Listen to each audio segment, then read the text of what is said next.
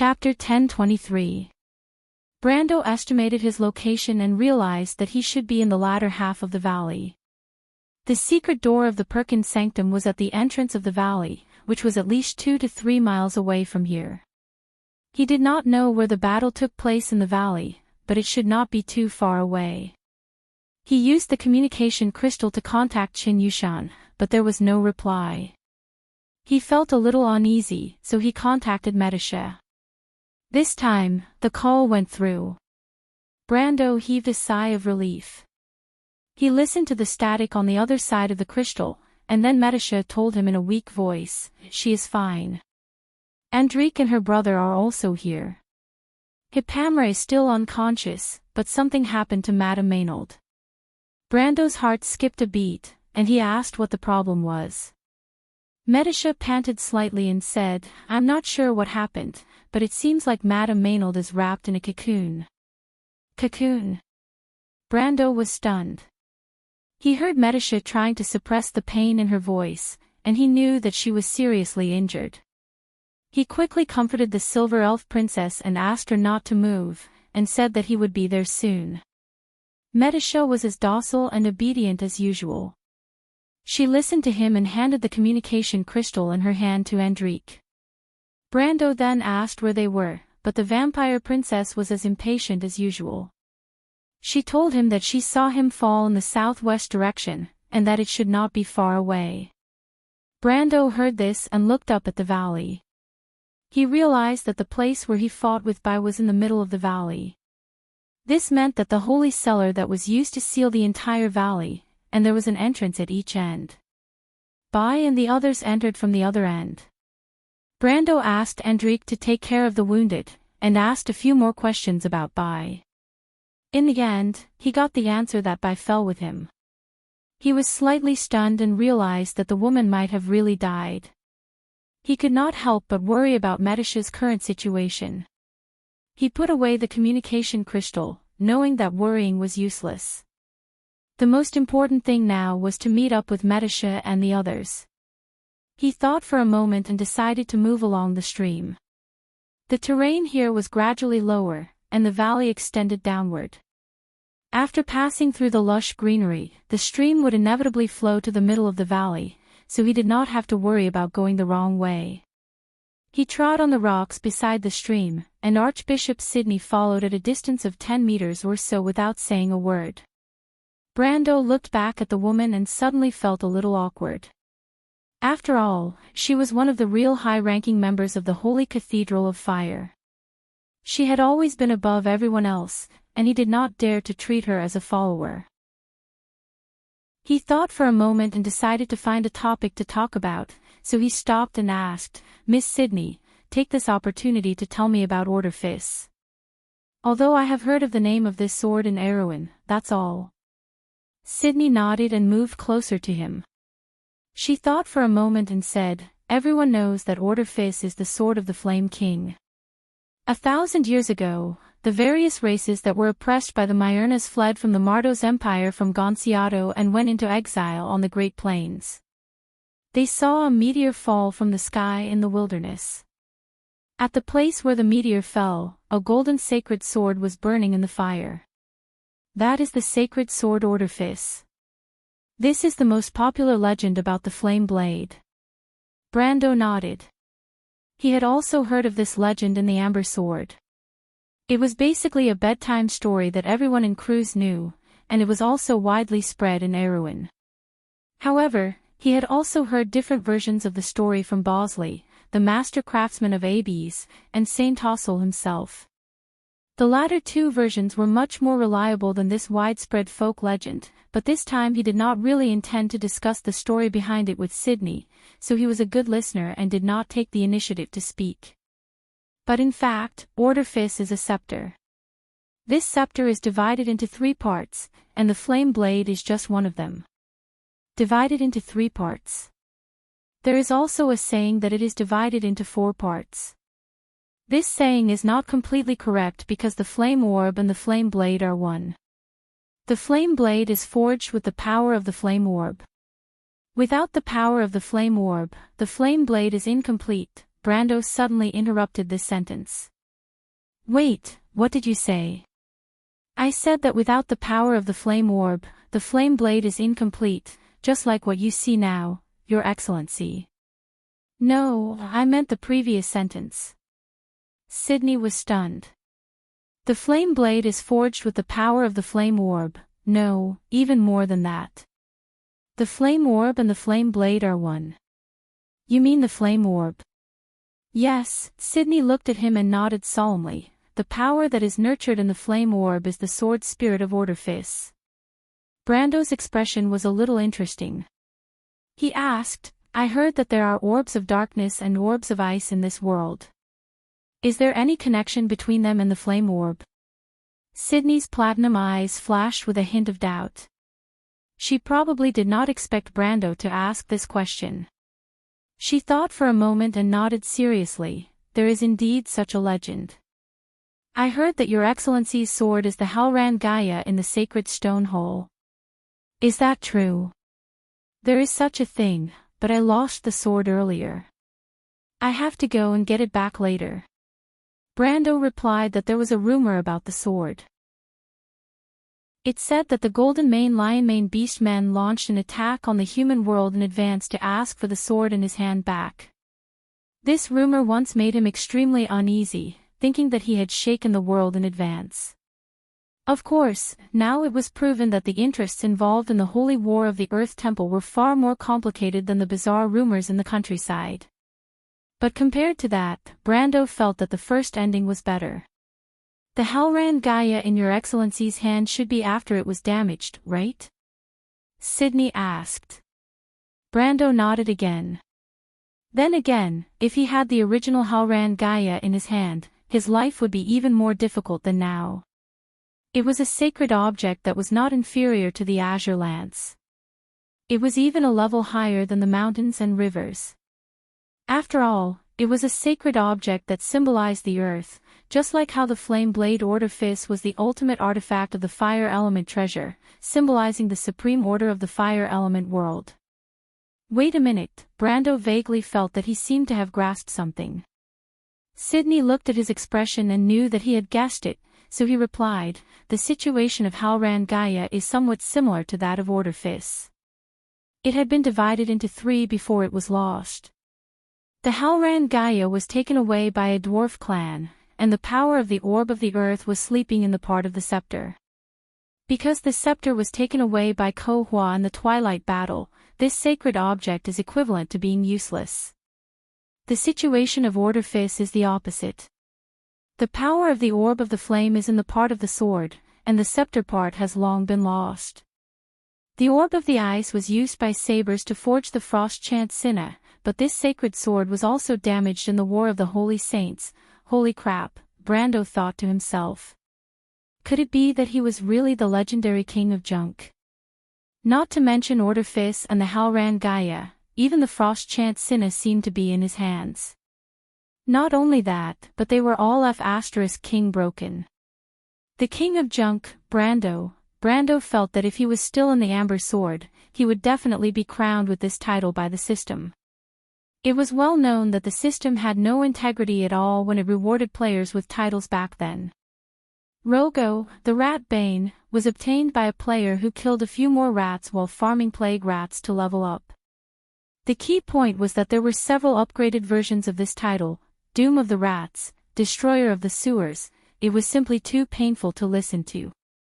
Brando hurriedly opened his character menu and glanced at it, fearing that a title such as King of Junk, Lord of Scavengers would suddenly appear.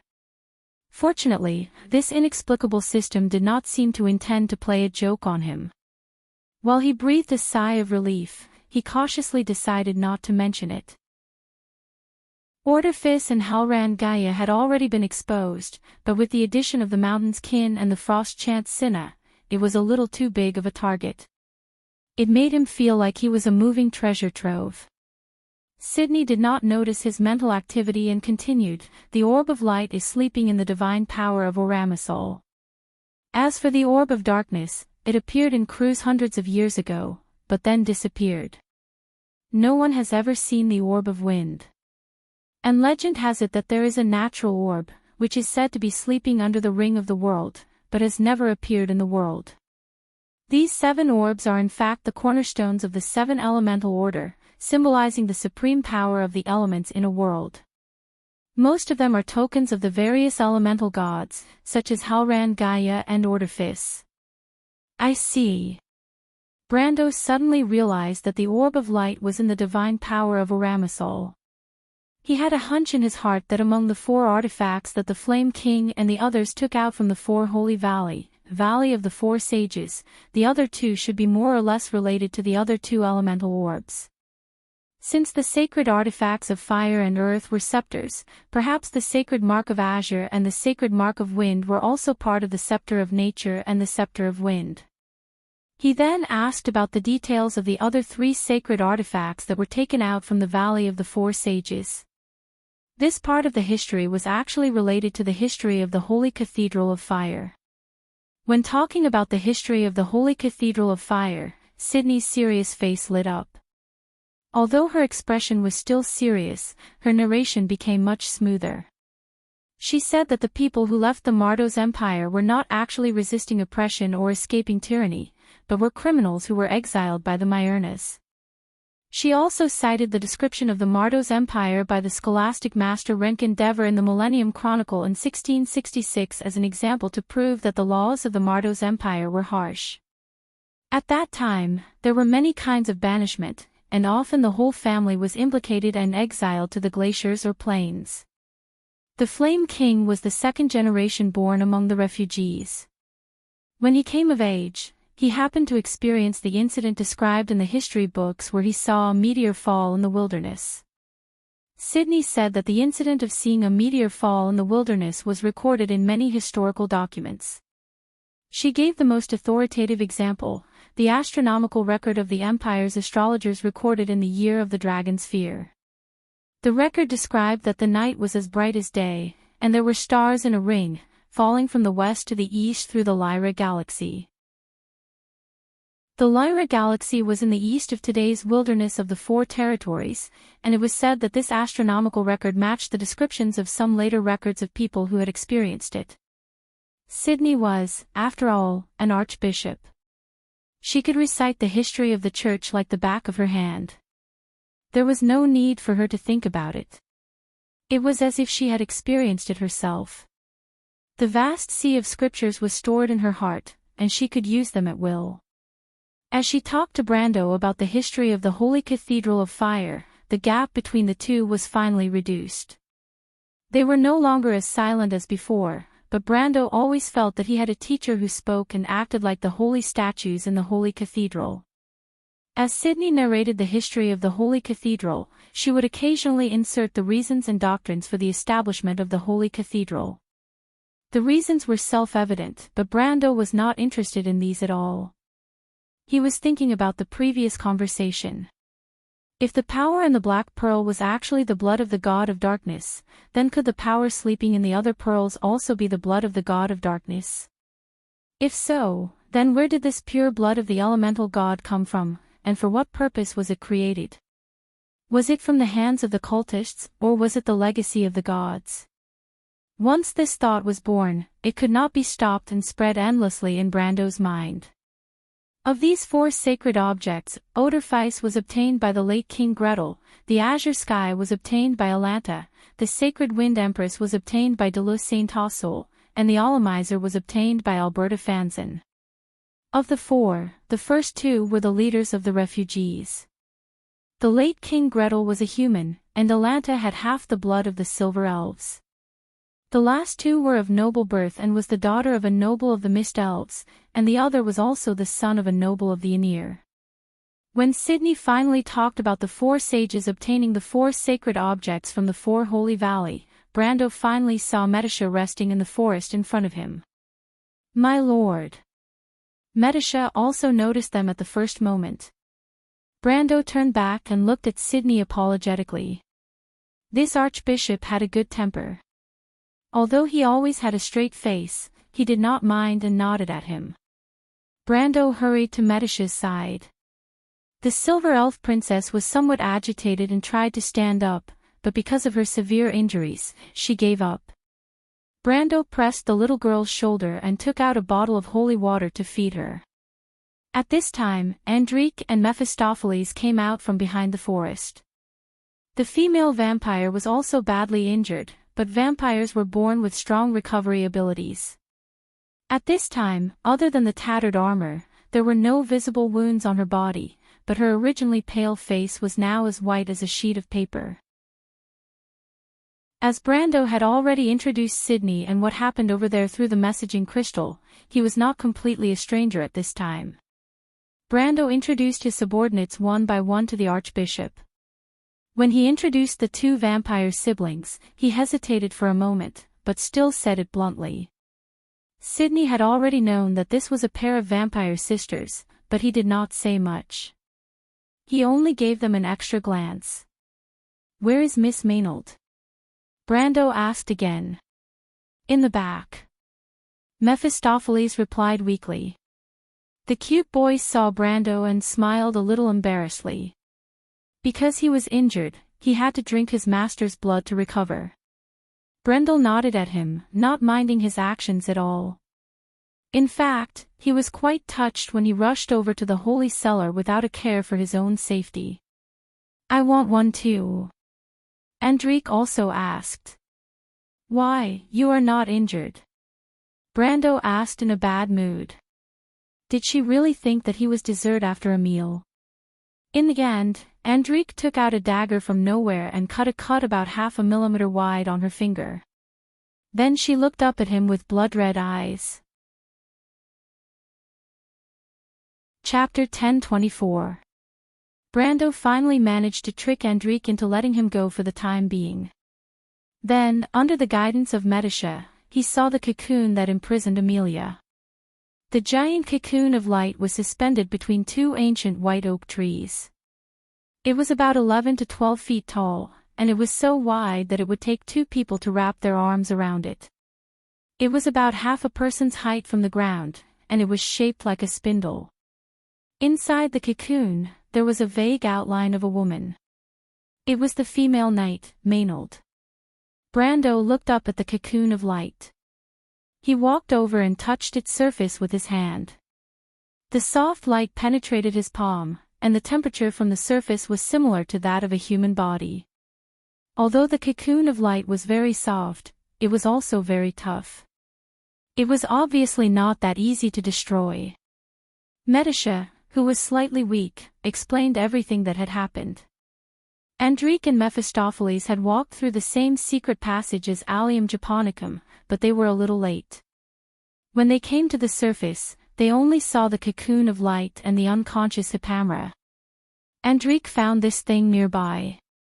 Medisha said as she took out a slate. It was the war slate that Brando had seen under the tomb. However, the slate had lost its metallic luster and had become gray. Many of the patterns on its surface had also disappeared. This was obviously the appearance of the inheritance in the war slate after it was activated.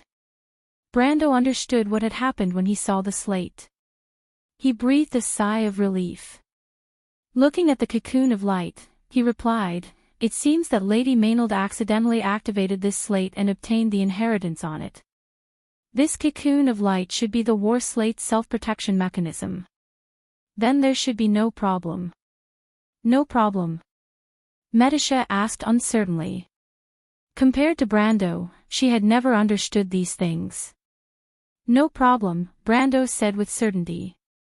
"But she should be in this state for a while. Medisha, you stay behind to take care of Madame Maynold.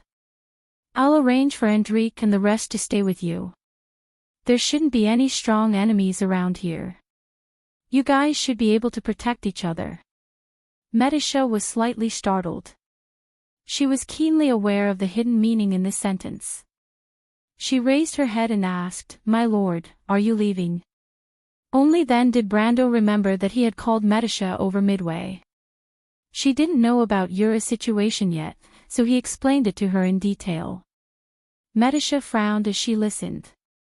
Obviously, the sudden appearance of the undead was beyond her expectations. She thought carefully before replying, although Miss Delphian and I thought that Her Majesty had another trump card, we didn't expect it to be the undead. Fortunately, Yura and my lord discovered their arrangement in advance. Otherwise, we might have been caught off guard. We have to react quickly. So, you stay and inform the county to be on guard at the port. Brando said, but you don't have to worry too much. Things haven't reached the stage you think they will. According to your sister, the White Legion should want to use the rule fragments to change the order of the area around Fat Tan and turn it into a state of eternal night. In a state without sunlight and with the double blessing of the land of the dead, the undead will be unprecedentedly strong. On the other hand, the humans will fall into a state of chaos due to the sudden solar eclipse. Their plan is good, but the key to this plan is that the rule fragments of Fat Tan Port are currently in our hands. How can I let them do as they wish? Medisha suddenly raised her eyebrows and said, My lord, I have an idea. In fact, before this, Miss Delphian and I planned to strike first to gain the upper hand. Instead of waiting for the Silver Queen to arrange her troops, it's better to disrupt their plan first. From a strategic point of view, attacking is more active than defending. Now that the initiative is in our hands, why don't we take this opportunity to do more things? Brando was interested. He was not good at war. He could command a battle, but when it came to the strategic level, he was a little stretched. Fortunately, he had Medisha by his side. The little silver elf princess had personally participated in and commanded the War of the Holy Saints. It was more than enough to deal with the current situation. It was simply a waste of talent. After all, she was the most famous general 1,000 years ago. At that time, the continent was filled with the flames of war. Medisha smiled mysteriously. My lord, you plan to seize part of the authority of the undead artifact, right? Brando nodded.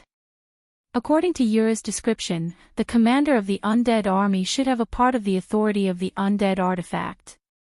That was why he could control thousands of skeletons to march in the wilderness.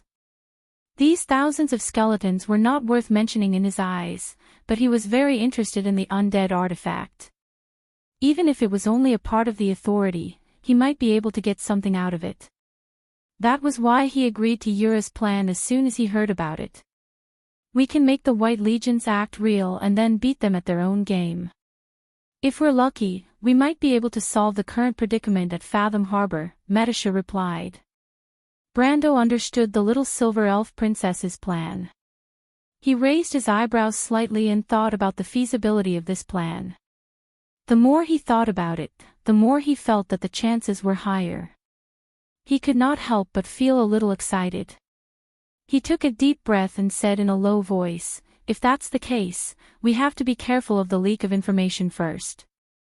Cruz's people are unlikely to let your sister and the others act alone. They might have a small garrison nearby.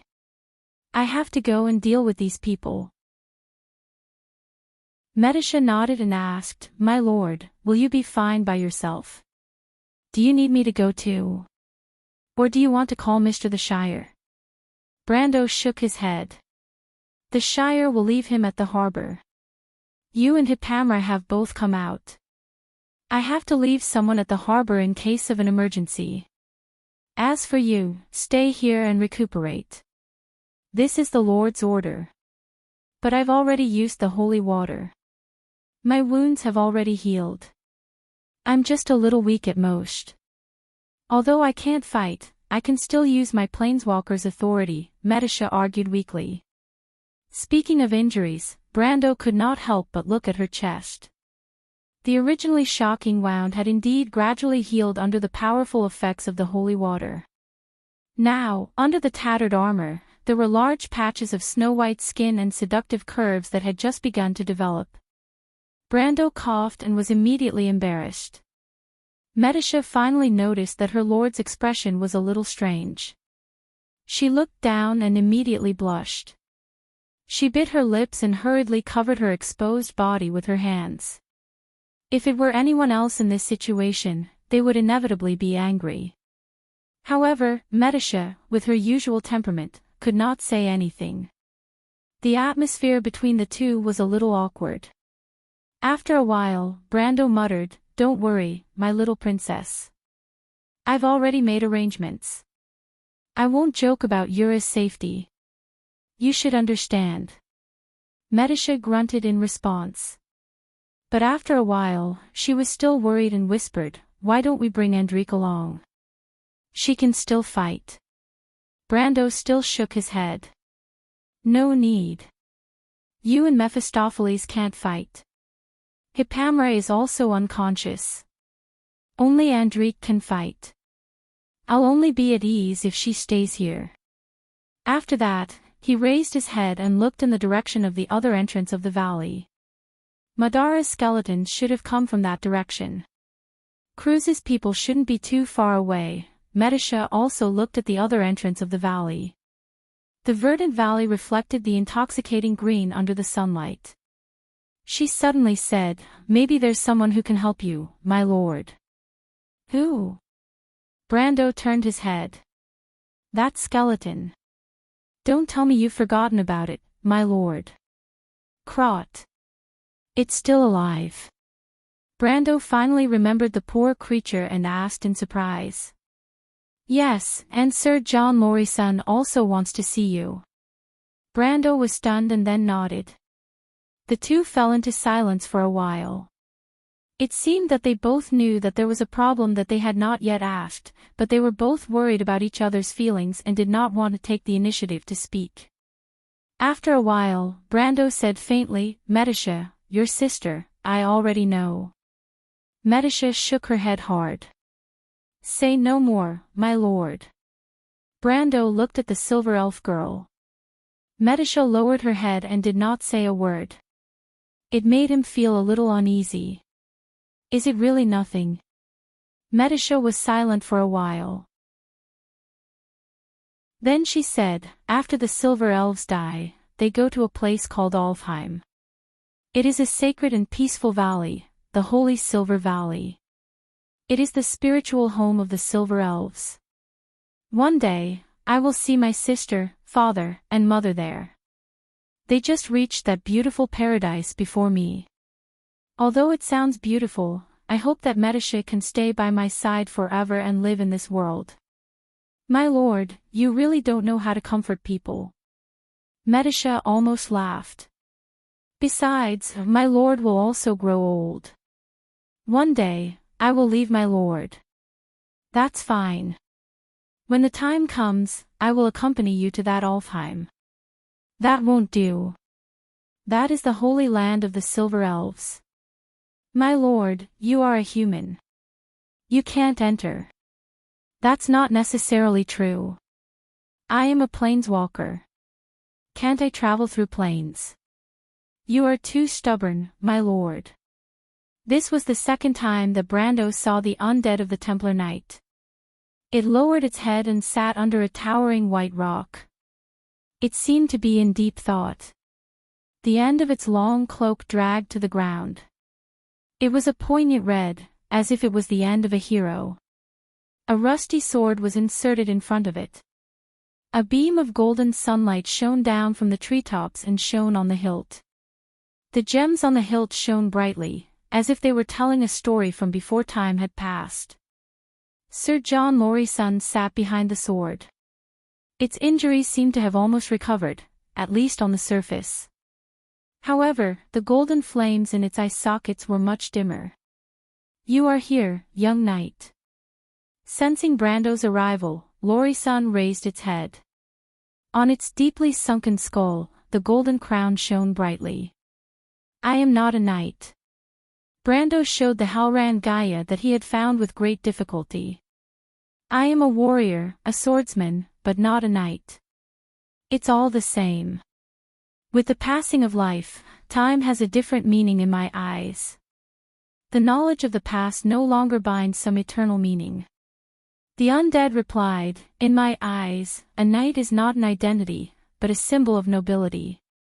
It symbolizes a person who has a certain pursuit. I can see your persistence. Why deny it?" I don't think it will embarrass you. Brando was silent. Where is your wife, respected knight? He looked around but did not see the soul of Lorison's lover, nor did he see the shadow of the defeated knight Crot. She left. The mortal world is only a restraint to her, even my love is the same. But she finally found peace and relief. This is all thanks to you. The voice of the undead was as calm as a dream. Brando smiled. You don't have to thank me.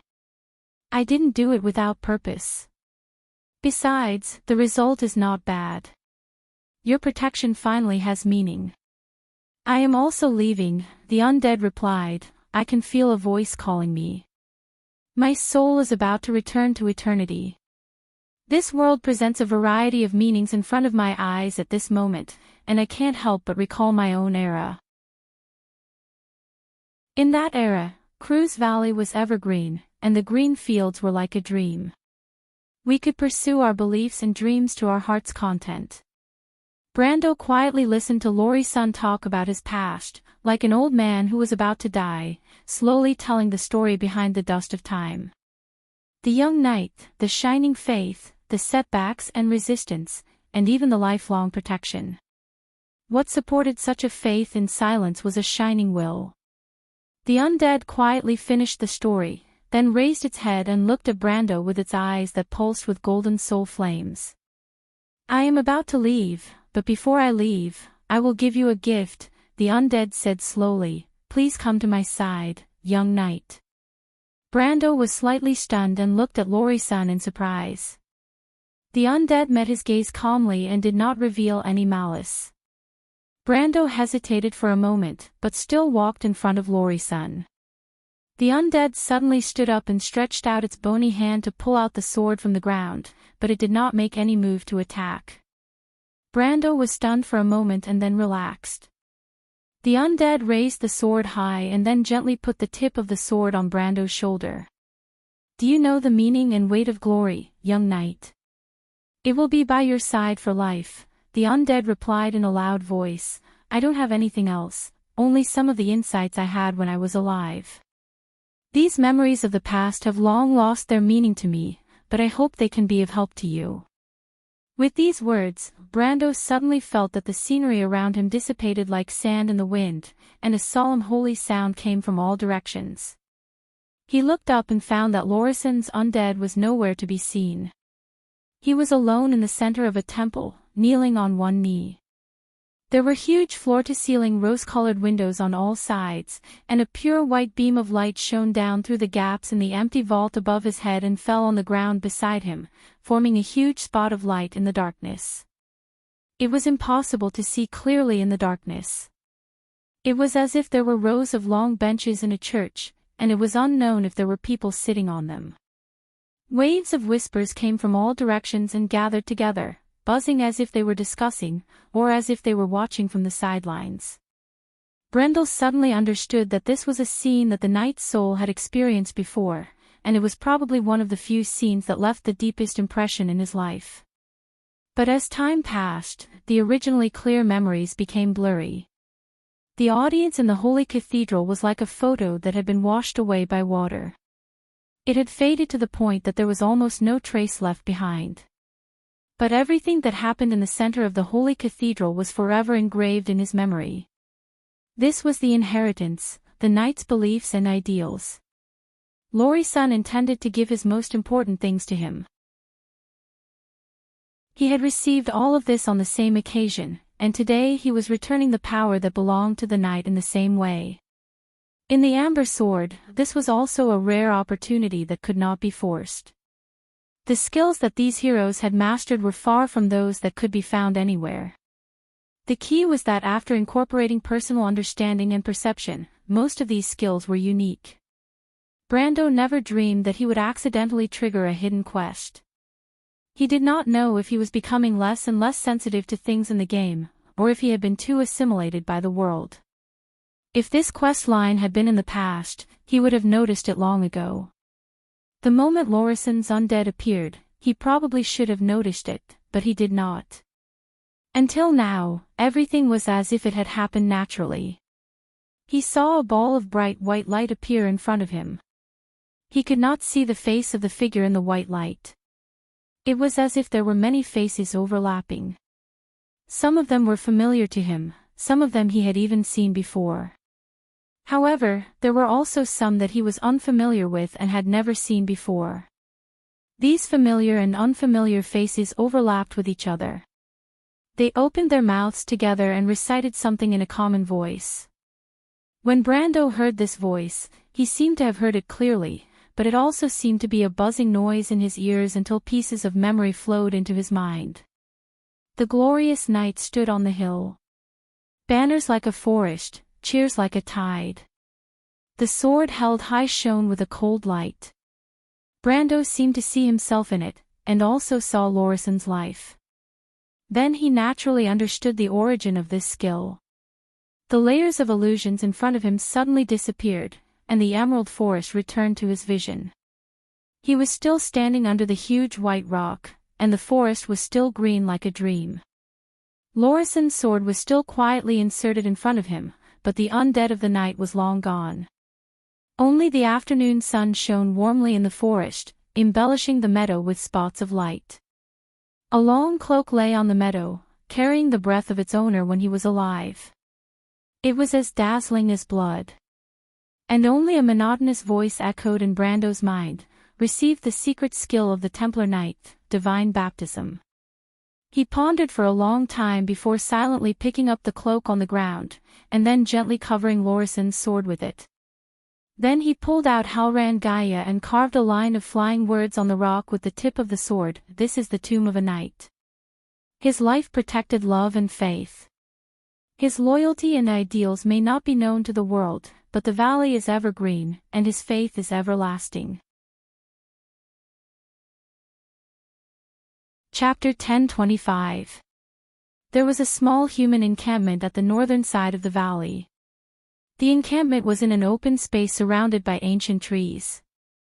It was made up of a few gray tents that were fixed between the rocks with ropes and wooden stakes. Not far away, there was a flag pole with the red and white flag of the White Legion hanging down from it. There were about 10 Imperial Knights in the encampment, but most of them were lying on the ground. Only 4 of them were still standing. One of them was wearing a fur coat and looked like a noble. He seemed to be the leader of the Imperial soldiers. The other 3 were a lady dressed as a nun, a young noble, and a cowering skeleton. A skeleton. These 3 were Sydney, Brando, and the rotten Knight Crot. Brando frowned and threw the crimson blessing on the ground. He also had a few pieces of equipment on him. Most of them were damaged after the battle with Haku. Fortunately, he did not have much left after the explosion in the deadly frost forest. Most of them were from Bosley and alchemy. He took some of the lesser magic items from Tamar to make up the numbers. The only valuable items were the Chronia Rift and some rings and necklaces. Rings and necklaces were not easily damaged. The Chronia Rift was an ancient piece of equipment passed down from the Twilight War. It was not damaged at all under Haku's attack. It was also thanks to the breastplate. Otherwise, he would not have been able to wait for Sydney to come. It saved his life. Back then, Haku's power was close to that of the Sage Realm. He could easily suppress the bloodline talent of an incomplete body. However, after being weakened by the Chronia Rift, he was only at the peak of the ultimate realm. He could not surpass the laws of the mortal world. Although he was still heavily injured, he was saved by the unyielding talent. One life. However, even though the Chronia's crevice was intact, the Behemoth's gift wasn't so lucky. As the first part of the armor to be struck by White's power, half of this precious gauntlet was destroyed in the battle. Brando put away the broken piece of the gauntlet into the dimensional cave with some regret, preparing to look at it in the future. Is there a chance to repair it? After all, it's a piece of fantasy equipment, something that can only be found by chance in the Amber Sword. At the thought of this, Brando was full of dissatisfaction with Bai. Although it was a little disrespectful to Medish's sister, the woman was so stingy that she didn't drop a single piece of equipment after her death. It was as if her soul had burned away everything, including the fake Book of Mavicart. Brando thought of the Book of Mavicart. If he could obtain the experience from that book, he might be able to reach the peak of the lower realm. He might even have a chance to reach the extreme planes. But now, all of that was gone. More than half of his equipment was lost in the process. He even suspected that ever since he came to this world, his luck points seemed to have dropped a lot compared to when he was in the Amber Sword. There were some artifacts that he had never seen before, including the Power Crystal, Halran Gaia, the Rift of Lornia, the Realm of Fire, the Will of the Mountains, and the Lionheart Sword. Once he got his hands on them, and in fact, most of them were obtained without a plan. If this kind of luck happened in the game in the past, he would never believe it even if he was beaten to death. But this time, after fighting with Haku, it made him feel a little like before. Brando found that he was not surprised at all, as if this was how it should be. Instead, the previous situation made him feel a little uneasy, as if he had done something wrong. But Brando thought about it carefully. Before this happened, there seemed to be only one change around him, and that was, Senpai came to his side again. Okay. Brando couldn't help but smacked his lips and hurriedly threw this ridiculous idea out of his mind. Sydney had just returned from outside the camp, and when he saw Brendel's actions, he finally understood where he got the holy water from. Although the dimension hole was rare, it was nothing compared to the other things around Brendel, such as the Bugha fleet and the Valkyrie. Not to mention the rumors that were out there. This young count from Aween was an outstanding summoner, and most summoners had their own dimension hole. That was why Sydney was not too surprised when he realized this, and he did not even think of Amon as a summoner. But when she heard Brando muttering to himself, she couldn't help but ask, "What are you talking about?" Brando woke up, glanced at the mess on the ground, and shook his head quickly. "Nothing," he replied. "Just tidying up." Sydney didn't even look at the mess on the ground. She only glanced at the noble not far away who was bound by the Binding of Wind spell and asked, "So, are you done asking?" Brando nodded. The imperial noble in front of him was called Charles, and he was from Bankel. He came from a knight family and was now a knight captain in the White Legion. Their mission this time was to escort Bai and the others to the Perkin Sanctuary. Of course, in name, it was an escort, but in fact, it was also surveillance. After Brando asked, he realized that this was not the first time these people came out on a mission. The hidden purpose of their mission should be to find the fragment of the laws around Fathom Harbor. But Bai obviously did not tell these people the truth. The woman obviously had the ability to find the fragment of the laws in Fathom Harbor, but she brought these people around. It was unknown if it was to hide her true purpose, or if she wanted to gain more power for herself. Maybe it was because she wanted more autonomy. After all, if she had found the fragment of the laws in the beginning, she might not have had the time to go around looking for what she wanted. However, Brando naturally did not have the obligation to explain to this person who was kept in the dark. He confirmed with the rotten Knight Krot that what these people said was true. After getting a positive answer, he went on to get more information from this person, mainly including the distribution and garrison of the White Legion near Ovchin. Of course, in the district. A mere knight captain might not know much about these military secrets, but Brando himself only needed a rough idea. Besides, this person had seen the undead before and was not afraid of these skeletons, which meant that he must have come into contact with these things long ago. After Brando asked, sure enough, there was an army of the undead stationed near Ovchin, and it was no longer a secret. It was just that the White Legion forbade everyone except for the army to cross the Golden Needle Forest to go to Fathom Harbor, so this news was sealed so tightly. Where did those undead come from? He asked. In the mountain dash, Sir Charles felt that he was very unlucky. Who would want to accompany a group of skeletons to carry out a mission at this time of the year and be fed the cold wind in the mountain pass? That was not enough. The pile of skeletons really could not do anything. They messed things up and even implicated him. Sir Charles was already thinking of a way out if he could say anything. Therefore, he was not willing to say another word. However, the young man in front of him had a sword on his neck, and the coldness that seeped out from the blade made him tremble in fear. He could not help but speak the truth. But in fact, he could not say anything. Most people knew that these skeletons came from the mountains. It was said that they were controlled by a few necromancers, and these necromancers had surrendered to the commander of the White Legion and were now serving them. This was the most widely spread rumor in Ovchin, and it was also similar to the official explanation. When Brando asked, he didn't even need to think before replying.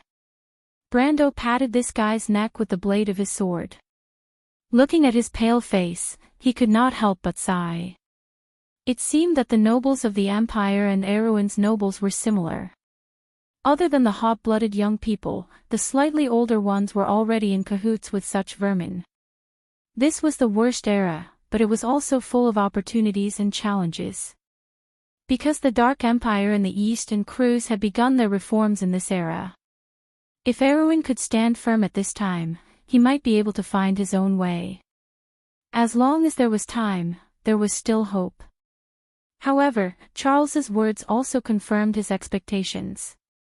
This guy was indeed not a high-ranking person. His knowledge of the undead army was limited. Most of it was probably hearsay, and he did not know as much about the inside story as Brendel. So he asked another question. That was, were there any recent movements of troops in the direction of the Latch of Wa?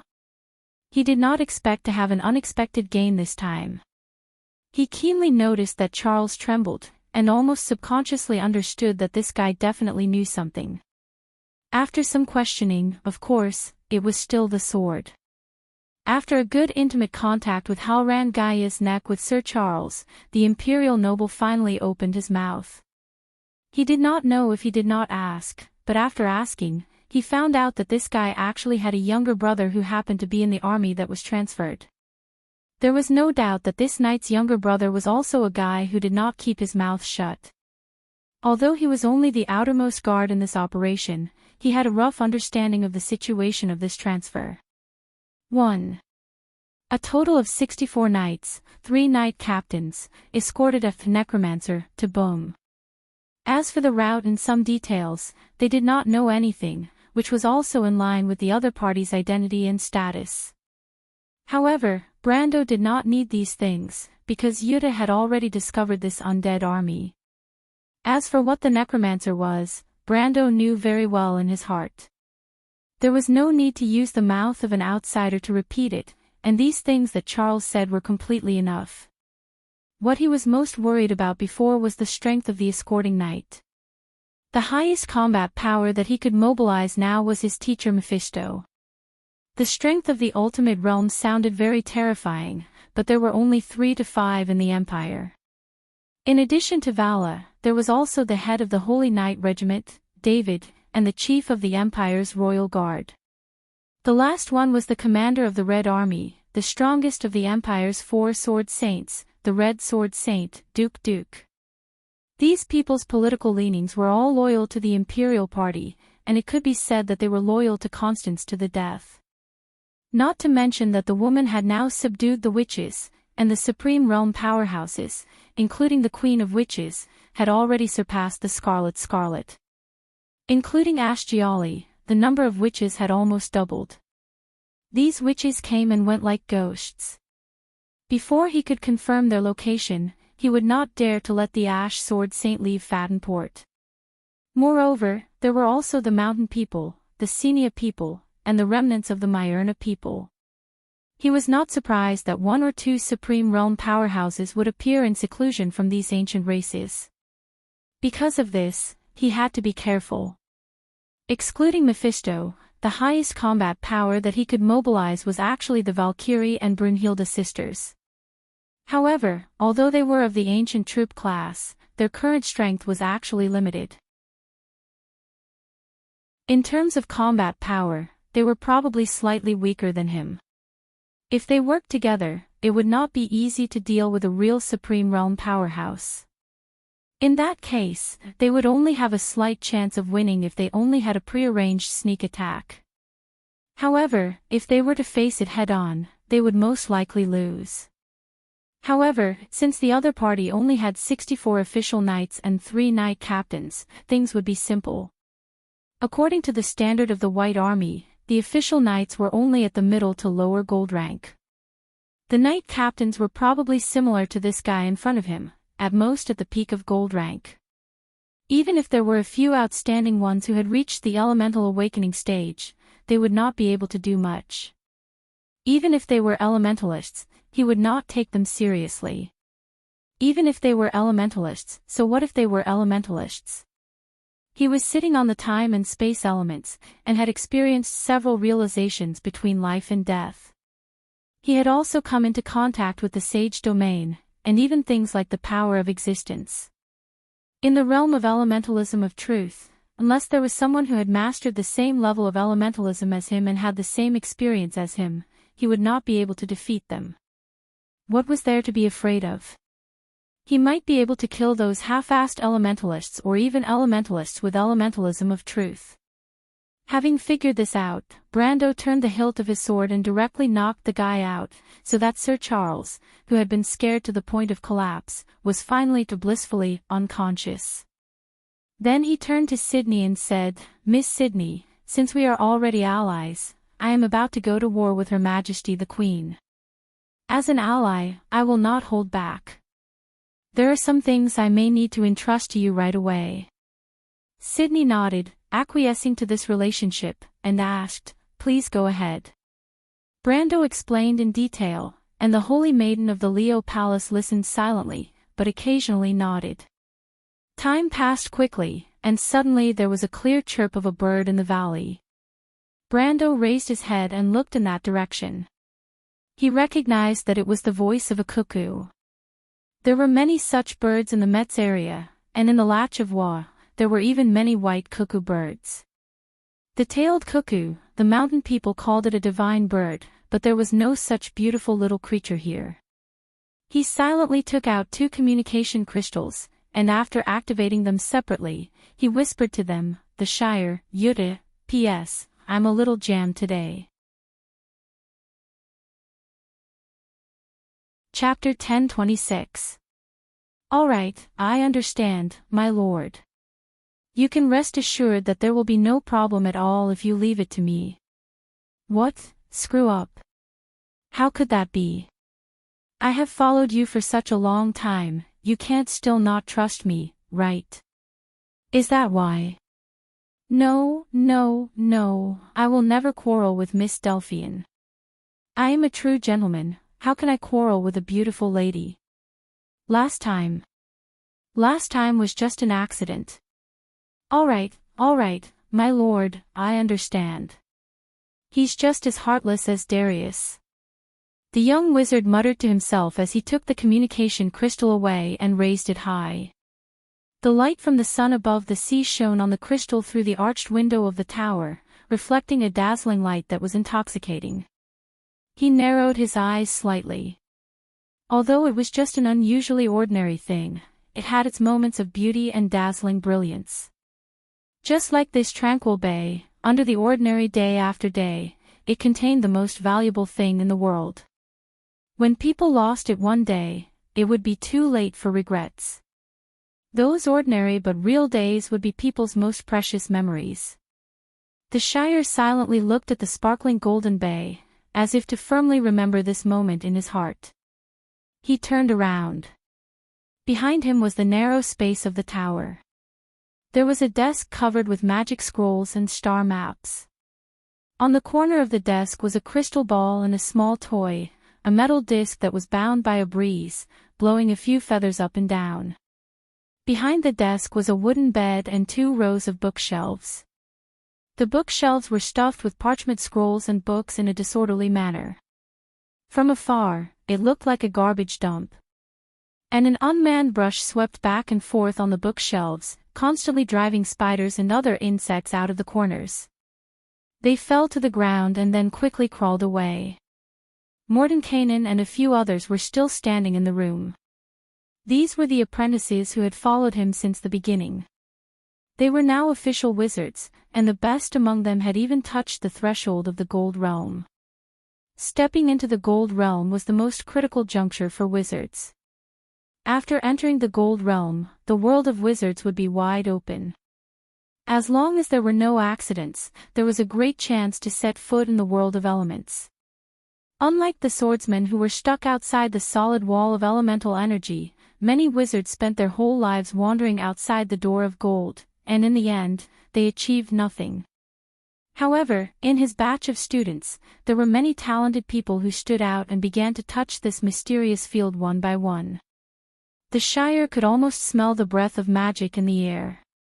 He didn't know what was happening in the outer sea, but the tide of magic was rising as if there was no end.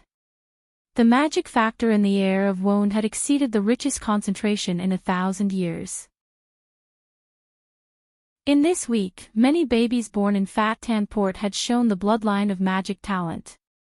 It was said that it was the same in Tonajol. The common people lived a normal life and were unaware of the changes around them. The nobles were busy fighting for power and profit and ignored the most unusual changes in Wone this year. Only wizards were the most sensitive to these changes. For 1,000 years, the stars in Wone's summer night had never been as bright as this year. The gods in the sky seemed to be telling something to the mortals, but the astrologer's divination of the future was in a huge fog because of the changes in the stars caused by the turmoil in the Witch Kingdom. The future was hidden under a huge shadow, making everyone who was paying attention feel deeply uneasy. "What are you looking at?" The Shire narrowed his eyes and looked at his students. "No. Nothing, my lord." Mordenkainen and the others tried to look serious, but the look on their faces that wanted to laugh but didn't dare to really betrayed their thoughts. Mr. Seal was the chief wizard mentor of the Ferber territory and also the right-hand man of the Lord of Ferber. He was friendly and never put on airs. In front of the nobles, he was also well-mannered. Compared to the Lord of Ferber, he was more like a member of a noble family. This was what most people knew about this wizard on the surface. However, only a few people knew about this secret, just like the conversation between him and the Lord of Ferber. The Shire was really controlled by the Lord. As expected of the Lord, even such an excellent and powerful guy like the Great Wizard was not the Lord's opponent. This was probably the real thought in these people's hearts. You should have smelled it. The Shire was very dissatisfied with his students' dullness. "Smelled what, my lord?" "The smell of war dash," the Shire lectured slowly. He pointed to the heads of these idiots one by one and reprimanded them. "You idiots, didn't I tell you that wizards need a sharp heart to be able to perceive the dangers and changes around them? A wizard's game is a chase between a hunter and his prey in a dangerous forest. Your wisdom determines how far you can go. The rest of the people can only become the stepping stones of others. Those fellows who are complacent after mastering 2 spells can only be called liars and charlatans." Several students replied awkwardly, "My lord, we have long been accustomed to the smell of war. Along the way, we have not slept with one eye open. If you have to ask us if we have smelled the smell of war, we should have been aware of it since the moment the Lord split open the door of the crew's people with his sword." The Shire looked at his students and listened to their words. It was rare for him to be silent. Mordenkainen and others originally thought that they would be waiting for another storm. After spending so many days with the wizard, they had long been accustomed to his character. However, when the Shire suddenly stopped talking, they felt uneasy instead. "What's going on? Is the mentor really angry?" A few of them looked at the Shire cautiously, only to find that the latter had a lonely look on his face. They couldn't help but be slightly startled.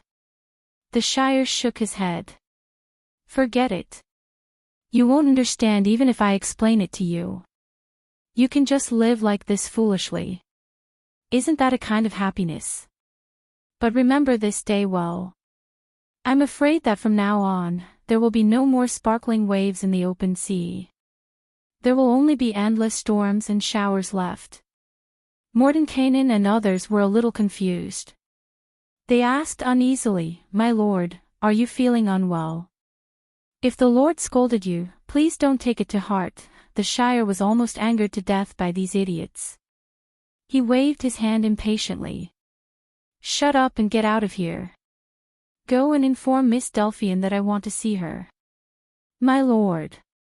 If you want to find someone to quarrel with," the Lord just said, "shut up and get out." Dong, dong, dong. An urgent bell suddenly rang through the entire Fathom Port. Hearse was practicing magic skills with Lady Medusa in the room. They carefully maintained the magic ripples between the two's magic triangle area. This was the most common method used by witches to train their magic skills and was also the foundation for practicing black magic. As one of the few people around the little prince, Lasmika was one of the few who knew that he had a talent for black magic. The rest were Brando, Princess Griffine, Amandina, and the Roman lady. Princess Griffine had always been worried about her brother's talent for black magic. After all, this talent was at most a little troublesome for ordinary people, but for the royal family, it meant that it would be a lifelong secret. However, Brando advised her that the power itself depended on the kind of person who held it. Instead of blindly suppressing it, it was better to properly guide it, especially to let the little prince understand the meaning of the power he held so that he could properly treat his power. Amandina was one of the few people around Brando who had a complete and systematic learning experience of magic, from the personal teaching of Cypher's chief court wizard, Garlock, after the Battle of Ampere Seal. She was also his aide, so this secret was not hidden from her from the beginning. In fact, Amandina often acted as the little prince's teacher when they were in Tonajol. As for the Shire, it was for the same reason. However, as a gold-ranked wizard who was close to elemental manifestation, the Shire was obviously not suitable to teach a beginner like the little prince. Besides, he had many students around him, and this kind of secret was not suitable to be kept in his mage tower. Among the few of them, only Lysimika was an exception. However, this scheming woman served the little prince day and night, and it was too easy for her to extract any secrets from the innocent little prince. So after threatening the woman, Brando simply threw the job of teaching the little prince to her.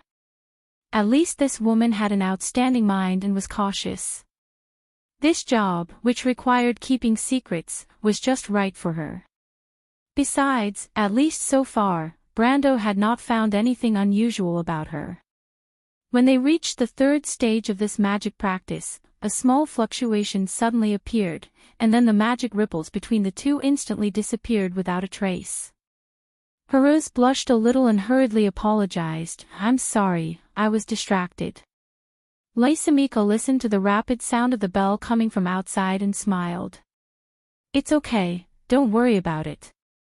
If you want to go out and take a look, you can continue practicing later."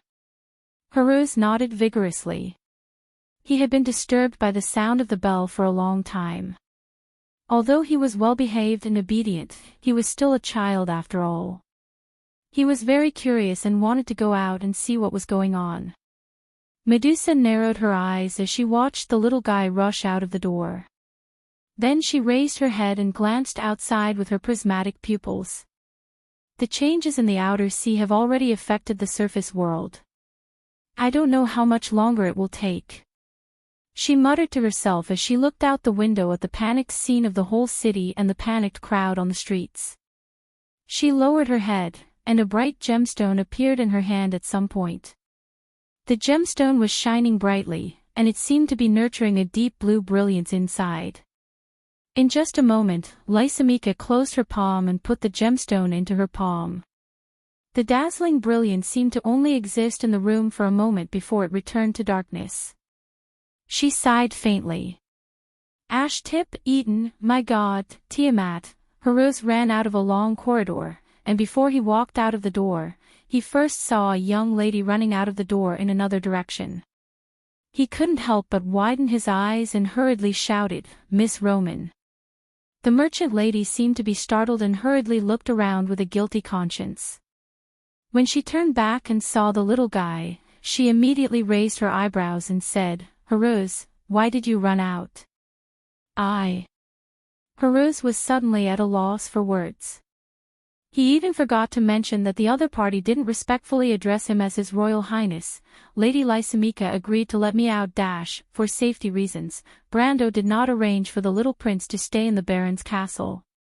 Instead, he found a place for him and Lysimeka to stay in Fathom Harbor with the witches. This way, if anything happened, Baba Shah, Sugarpot, and White Mist could protect His Royal Highness, and there would be no need to worry about the worst happening. But before he could finish speaking, the Roman grabbed his arm and pulled him over. The merchant lady made a threatening gesture at him, and at the same time put her finger to her lips and made a shushing gesture. "Shoo, don't make any noise. White Mist is working, you know. Don't disturb other people's work." Brando said that this is basic courtesy, understand? Hearse instinctively felt that something was wrong, but with his temperament, he couldn't say what was wrong. He stammered and didn't know how to answer. "Miss Roman, did something happen outside?" he asked hesitantly. "I don't know. The daughter of the Prime Minister seems to be summoning the bishops in the city. I don't know what she wants to do," the Roman said as she dragged the little prince out of the door. "Anyway, let's not stay here for now. Do you want to know what happened?" The little prince nodded passively, although he deeply suspected that even if he didn't nod, his teacher's fiancé would pretend not to see it. "Well, I'll take you to see it. You must remember to say more good things about me in front of Brando," the Roman quickly added, thinking that she was clever. Hearse had no idea how to deal with this kind of conversation outside of the situation, but after he was dragged out of the door, he immediately saw some strange movements in the direction of the harbor. He quickly called out, "Miss Roman, look over there." "Huh?" The Roman was slightly stunned. The merchant lady naturally didn't care about what happened outside at all. Anyway, even if the sky fell, there were tall people to hold it up. For a short person like her, there was no need to worry at all. It was just that she was forced to deal with the relationship between the witches in this place by White Mist. She was already on the verge of collapse. She felt that her head seemed to be bigger than usual. It was not easy to seize the opportunity to escape, so naturally, she wanted to seize the time to breathe in the free air. However, when she heard Hearse's exclamation, she raised her head and saw that in the spaceport of Fathom Harbor, Valhalla's fleet had actually started moving. Silver warships were sailing out to sea, leaving their berths and heading towards the airspace outside the port to start forming up in formation. "Huh," she said softly. "Is the war about to start?" Chapter 1028. Under a tall and slender silver tree, Yuta put away the communication crystal under everyone's expectant eyes. The young men immediately asked, "How was it, Captain? What did the Lord say?" The beautiful female mercenary captain flipped her fiery red hair and smiled casually. "What else could it be? Of course, the Lord agreed with my plan. These cruise people are sneakily controlling the undead. They must be up to no good. They have been hiding in Ovchin for a long time. Maybe it has something to do with this secret. How could the Lord let go of such a good opportunity?" She looked at her subordinates with her emerald green eyes. "How was it? How could my judgment be wrong? You guys still have a lot to learn." Yes. "Captain, you know the Lord best." "But Captain, the Lord is much younger than you." "What did you say?" Yuta narrowed her eyes and asked in an unfriendly tone. Nothing. Does the Lord have any instructions?" The young men hurriedly denied.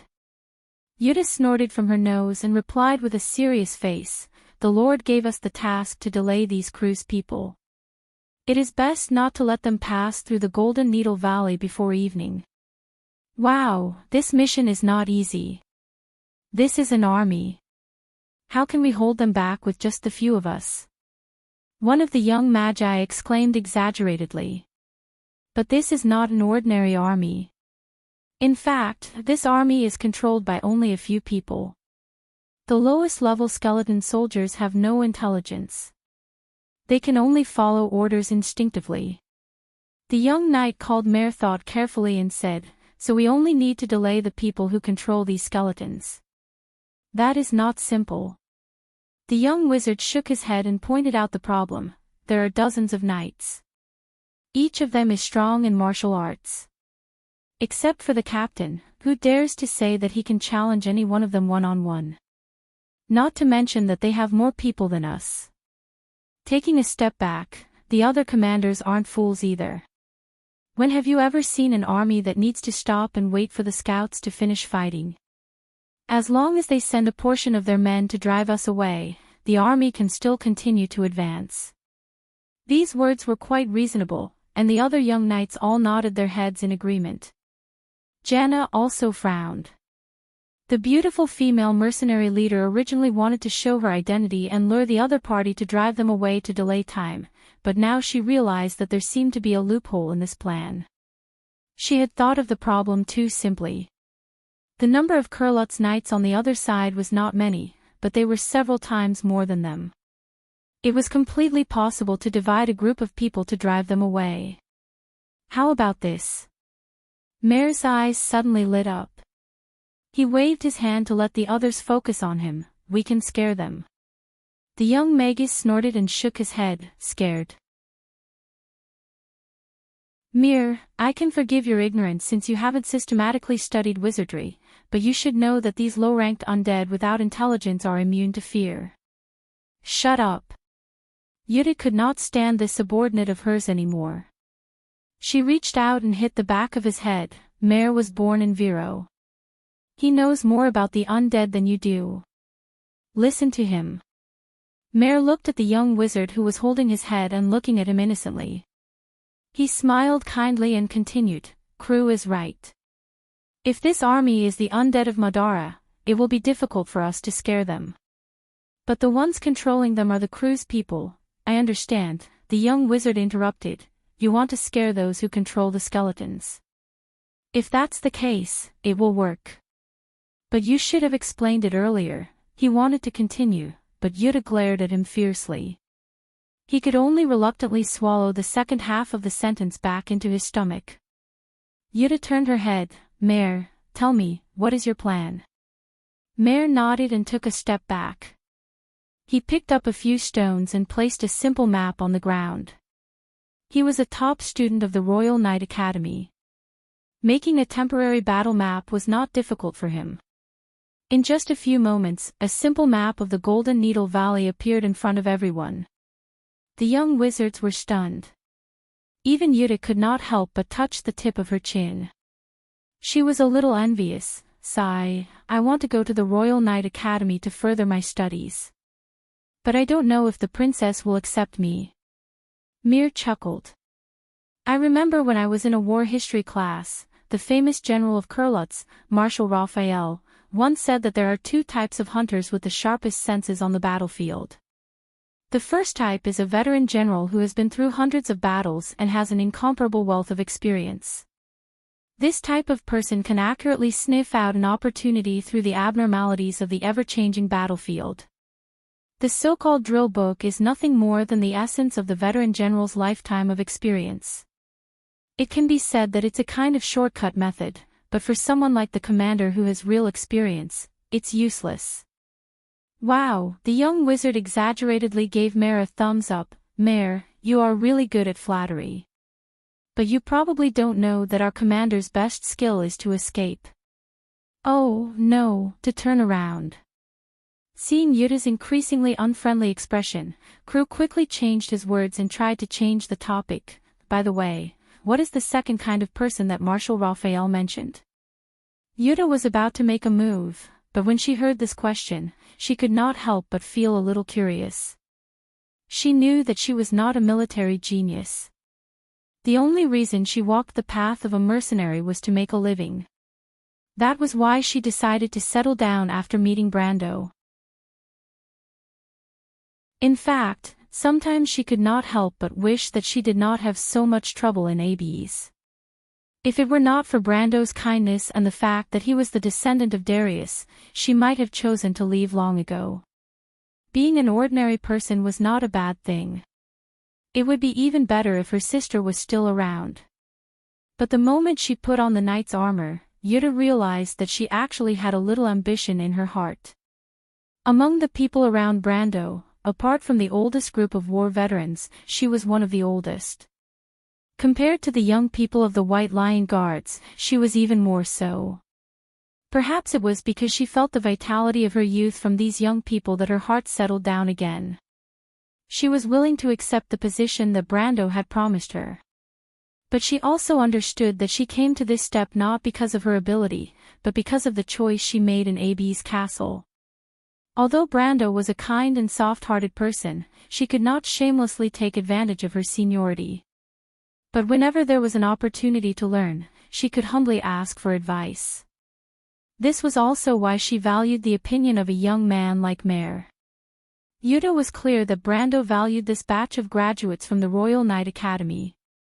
Needless to say, Brando would try his best to give the graduates who were willing to enter the Valhalla Fleet and the White Lion Guards a chance to show off their talents. Although it was not mentioned on the surface, it was also secretly arranged by Brando for Mare to become her personal knight. One had to know that she was now a high-ranking officer by Brando's side, and the personal knight guards by her side must be trustworthy and reliable. Moreover, Brando would often sigh to these seniors in private, saying that Tanajal's reputation was still not high enough. Most of the graduates from the Royal Knight Academy in this batch chose to go to the old White Lion Legion in the north instead of going south to join the White Lion Guards. The meaning behind his words was that it was a pity. In fact, after spending some time together, Yuta could not help but sigh at her lord's foresight. The few youths who came from the Royal Knight Academy by her side were all good people. Although there were not many as outstanding as Mare, the rest were far better than the so-called outstanding nobles she had seen before. Sometimes, she was even a little confused. Why was her lord always one step ahead of the others? She had followed Brando for a long time, and she was very clear that Brando had almost no time to understand this batch of graduates from the Royal Knight Academy. How did he know that there were so many talents in this batch? Could it be that all the graduates of the Knight Academy in the past were heroes and extraordinary? But Yuta herself felt that this idea was a little unreliable. After all, if that was true, Erwin would not be the way he was today. Of course, this was also a misconception of this beautiful mercenary. In fact, even though Brando knew that the average standard of this batch of graduates was much higher than their peers, it was still not to the extent that all of them were heroes. However, those who chose to join the White Lion Guards or even the Tanajal fleet were mostly courageous and adventurous young men. These people were more confident in themselves, which was why they trusted their own foresight and did not follow the crowd. Therefore, it was reasonable for their average standard to be higher. After listening to Kru's words, Mare's eyes revealed a look of yearning. He replied, "The second type of people are the so-called geniuses. As long as these people stand on the battlefield, it is as if they were born for this stage. The so-called experience and rules do not apply to them at all. Their every action is like the actions of a lunatic in the military. It is just like how Flame King Gretel attacked the famous heavy cavalry of the Myrnas head-on in the Canuck Hills. If it were anyone else, it would be suicidal. But Gretel was able to successfully create a miracle in one fell swoop. This is not because he is blessed by the goddess of luck, but because of his courage and genius sense of smell. This sense of smell and inspiration is innate, and it is impossible to learn and imitate. To put it simply, it is impossible for ordinary people to learn." The young Magus rolled his eyes in annoyance. Something like that. Mare was very serious. Such a famous general is hard to come by in 100 years. A genius like the Flame King has not appeared since the War of the Holy Saints. He paused for a moment before he mustered up his courage and continued, "But I may have seen this potential in someone. He can always turn the impossible into the possible. This is one of the reasons why I came to this place. You mean his lordship? The young magus almost jumped up. He shook his head and said, that is impossible. His lordship is very powerful, but that is in other aspects. In terms of war, I think Lady Medisha is much better than him. Yuta also felt that it was a little ridiculous. Compared to these young magi, she was more familiar with Brando.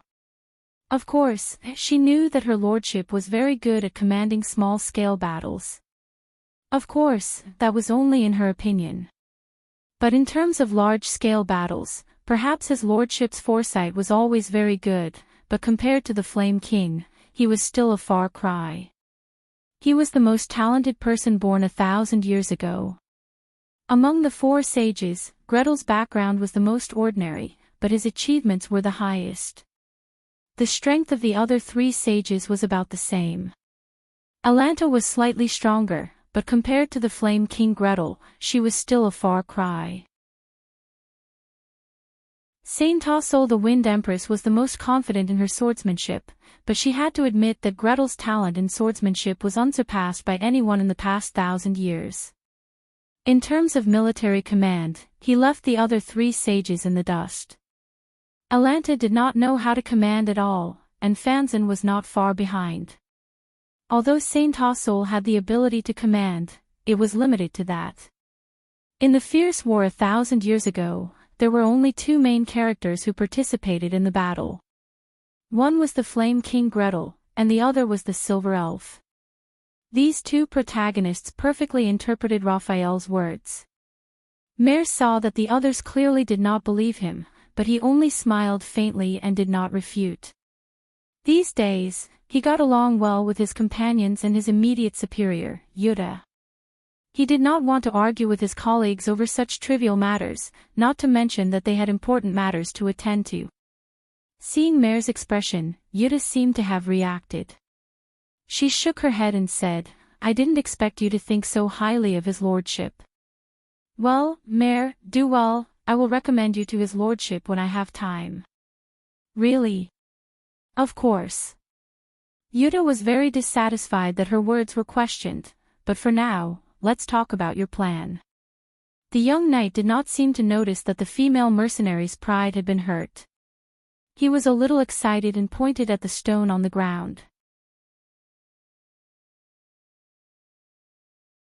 Chapter 1029. The dim candlelight spread in the direction of the curtain. At the end of the light was a beauty that seemed to be carved out of ice. The face that emerged from the darkness was like the snow fairy described in the myths, but the straight nose and chin seemed to be carved with a chisel. Every line was delicate and clear. She was looking at a young man in front of her, and there was an occasional flash of blue light in the depths of her eyes. The young man was sitting on a dusty wooden crate. His brows were furrowed, and one of his hands was propped up on his cheek. His elbow was on his thigh, and he was unconsciously using his polished riding boots to grind the glass shards scattered in the dust. The sharp shards shone in the candlelight like pearls in the gravel. Greta, you seem to be impatient. The woman's voice seemed to come from the abyss of nightmares. It was like a bone-piercing icy wind that froze everything in its path. It made a crisp rustling sound that would make a mortal's hair stand on end. But the young man called Greta was not a mortal. To be exact, he was a dead man. The dead did not feel cold because they did not have any body temperature. Upon hearing the question, Greta looked up and stared at the Queen of Banshees with the dark red soul fire that was like surging blood. He then showed an elegant smile. This smile was better than the smile on the face of the most cultured and elegant human gentleman. It was just that it appeared incongruously on a bloodless, cold, and stiff face. But it did not feel strange at all. Instead, it made people feel like they were bathing in the spring breeze. It's not like you don't know, Madame Yalvit. I didn't want to come to this godforsaken place from the beginning. People often say that the undead have the least style because they always stay in those lifeless places. And this place is 100 times more tasteless than the most tasteless undead. May I ask, don't you feel bored staying in this place? The future imperial sword of Madara, known as the strongest sword saint after Darius, spread out his hands and asked. I don't feel bored, nor do I feel bored. That kind of thing has no meaning to me, but I know you're not worried about that, but about the person you're about to meet. Yalvit coldly replied. That's right. That's because he's the master of this place. An existence that's even more terrifying than a place that's 100 times more tasteless than the most tasteless undead is the master of this place. I hope that he doesn't become complacent about his masterpiece. That would be even more terrifying. Actually, what do you have to worry about? I've seen that person before.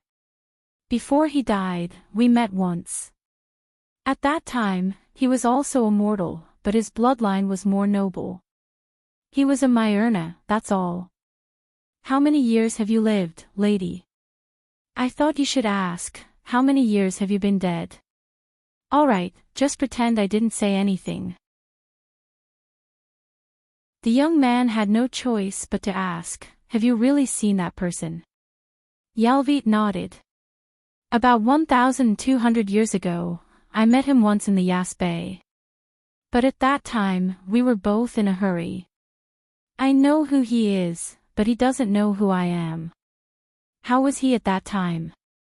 Was he as scary as the rumors say? Are you afraid of him? The Queen of Banshees asked. Don't tell me that I'm not afraid of him. Greta was slightly startled. She couldn't help but lower her head to check her appearance, trying to figure out what she was doing wrong. You look scared, but the undead can't feel real fear. What a failure. The young man sighed. He's a prophet.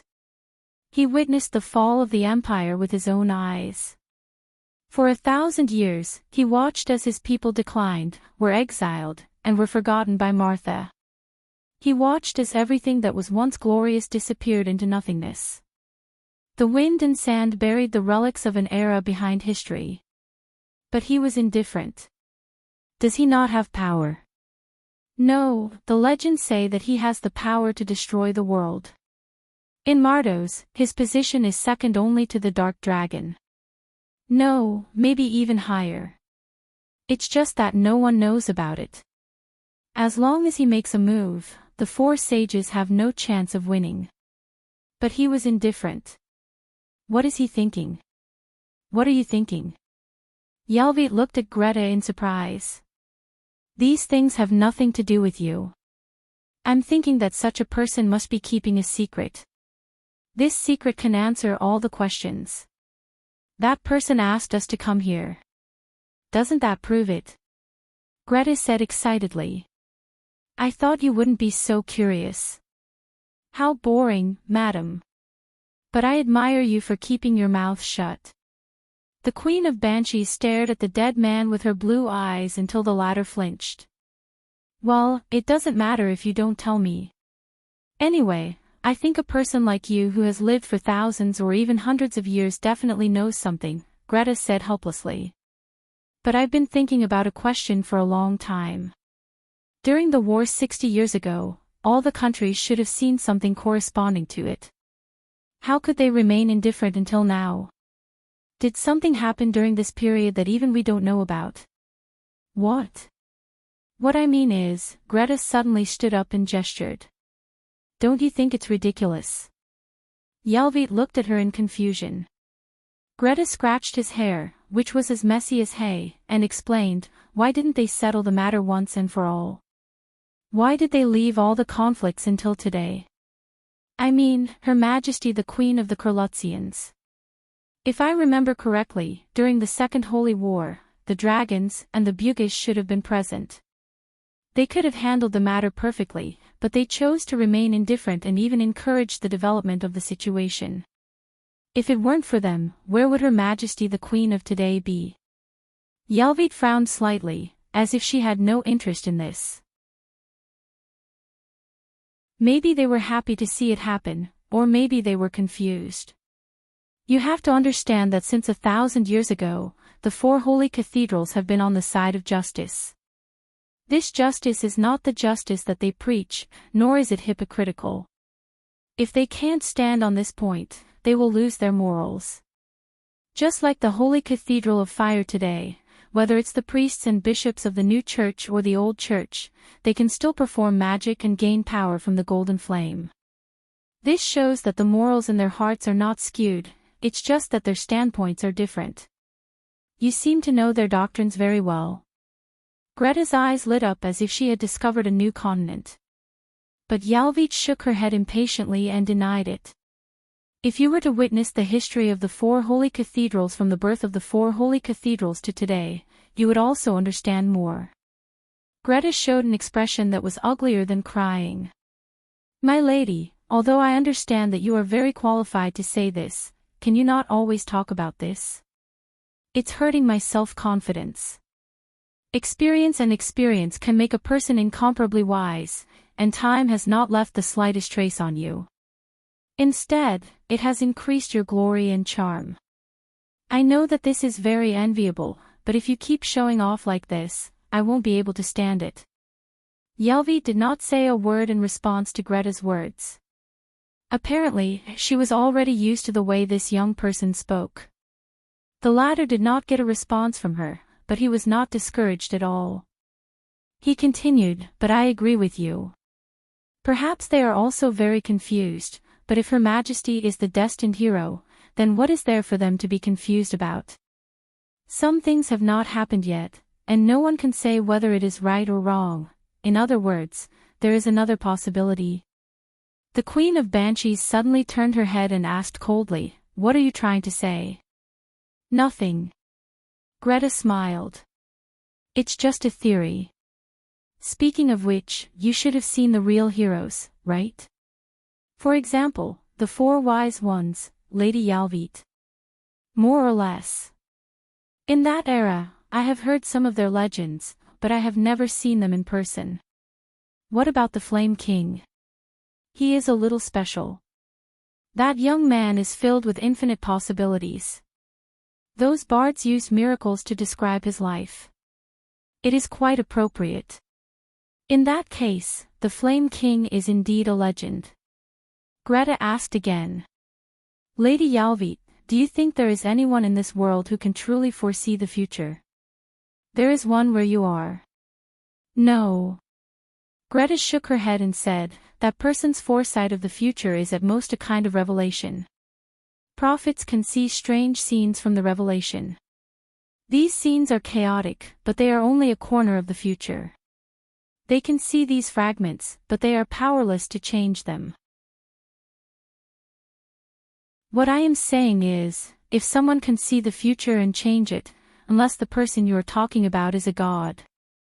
It is said that in the ancient era, only the gods had such an ability." Yalvit replied coldly. After hearing this, Greta did not say anything else and lowered her head to think. After a short while, a huge dusty door in front of the two suddenly made a creaking sound, and then slowly opened to both sides. There was no one behind the huge door, as if it had its own consciousness and automatically welcomed guests from afar. Yalvit and Greta both raised their heads at the same time and saw a hunchbacked old man slowly walking out from the darkness behind the door. This old man was wearing a long robe and holding an ordinary wooden staff. He trembled as he walked, like a candle in the wind. At any time, he would run out of oil. But when Tarek saw him, he could not help but stand in awe. Some people were sung in legends, but some people were legends themselves. Just like this old man in front of him. As early as an era ago, his stories were as numerous as the stars in Wonde. His name, whether it was 1,000 years ago or 1,000 years later, was enough to shock anyone. Although it was just the name of an ordinary Myrna person, it did not even need to be described in words. It had already reverberated in the darkness. Even Greta could not help bowing her head deeply under the gaze of that pair of onyx eyes. However, only Yvette was still standing tall and proud.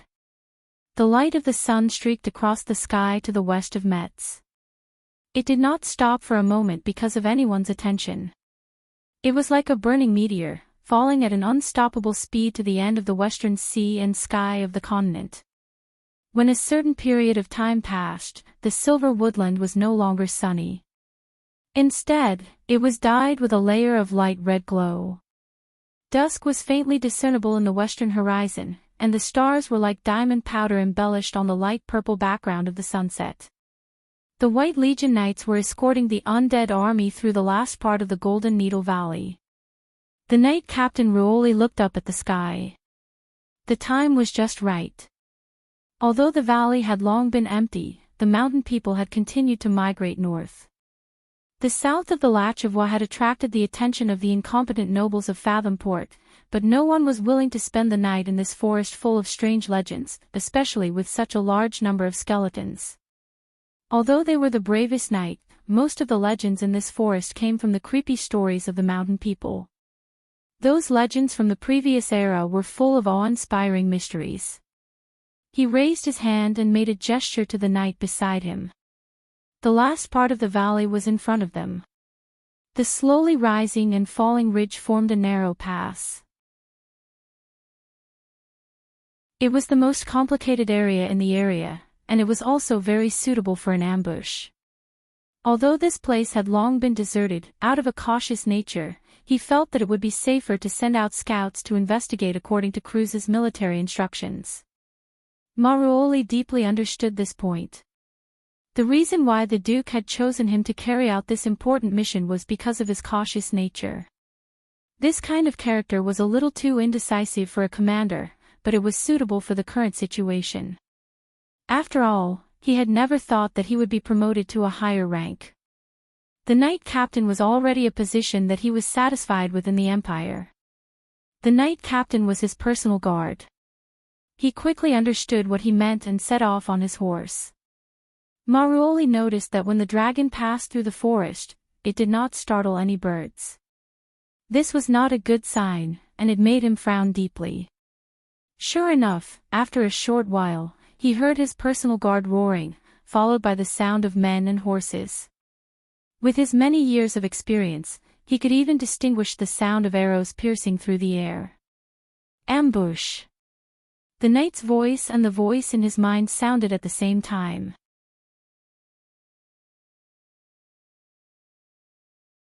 Chapter 1030. At dusk, the forest was filled with people screaming and horses neighing. The roars of the land dragons resounded through the forest as if a huge monster was fighting in the forest. It was unsettling. The land dragon knight of the White Legion felt as if arrows were flying towards them from all directions. They did not know how many people were hiding in the dark, so they had no choice but to retreat. The setting sun shone over the long ridge and into the valley. The sky and earth were orange-red. Yutta's flame-like hair was dazzling under the setting sun. After shooting a few arrows consecutively, she saw that the Cruz Knight vanguard had begun to retreat. She immediately ordered the young wizard beside her. "Quick, follow the plan. Commander, you have to let me take a break." Crew was so tired that sweat was flowing down his forehead like a waterfall. He could not help but complain loudly. "Do you think this kind of large-scale illusion is easy to use? Not to mention there are two of them. Cut the crap. This is an order. If you can't do it, I'll cut your head off." Crew could not help but curse in his heart. He did not care that the person who came up with this plan was Mare, whom he had praised before. However, he still used his fastest speed to recite the spell. He waved the staff in his hand and a hazy army suddenly appeared under his command. It was like the mountain fog had gathered out of thin air. In the fog, people were screaming and horses were neighing, outlining the outline of a cavalry that was ready to go. Crew trembled as he maintained the staff in his hand. The army also ran parallel to the retreating Cruz Knight through the forest and attacked the flanks of the large army. The distance was at least 200 or 300 meters, through the thick forest, and the light was dim. The panicked Kurlutz knights did not have much time to confirm the authenticity of the cavalry. When they saw the cavalry coming towards their side, they were scared out of their wits.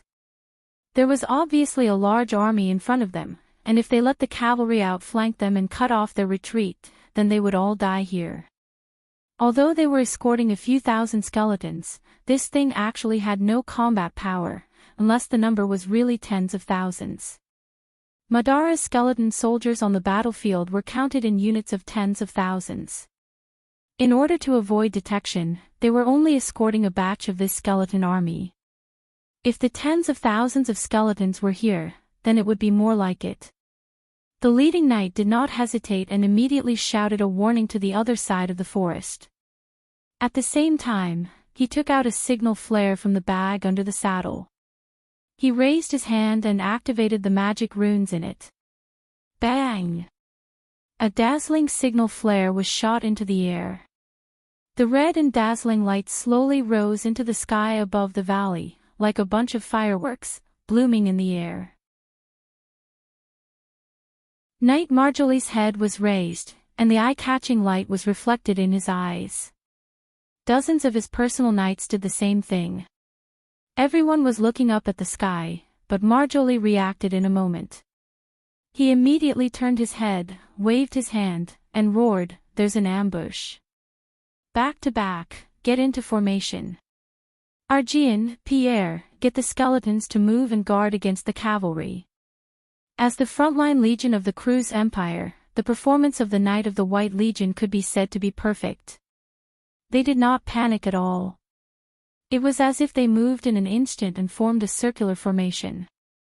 The huge ground dragons were tamed by these excellent riders. One by one, they lowered their bodies so that they could lay their spears flat. With a light whoosh, a row of spears was erected in the forest. The knights who were called out stepped out of the crowd and began to organize the skeletons. In fact, they did not need to do anything. The undead had no morale in the first place, and they would not panic because of a surprise attack.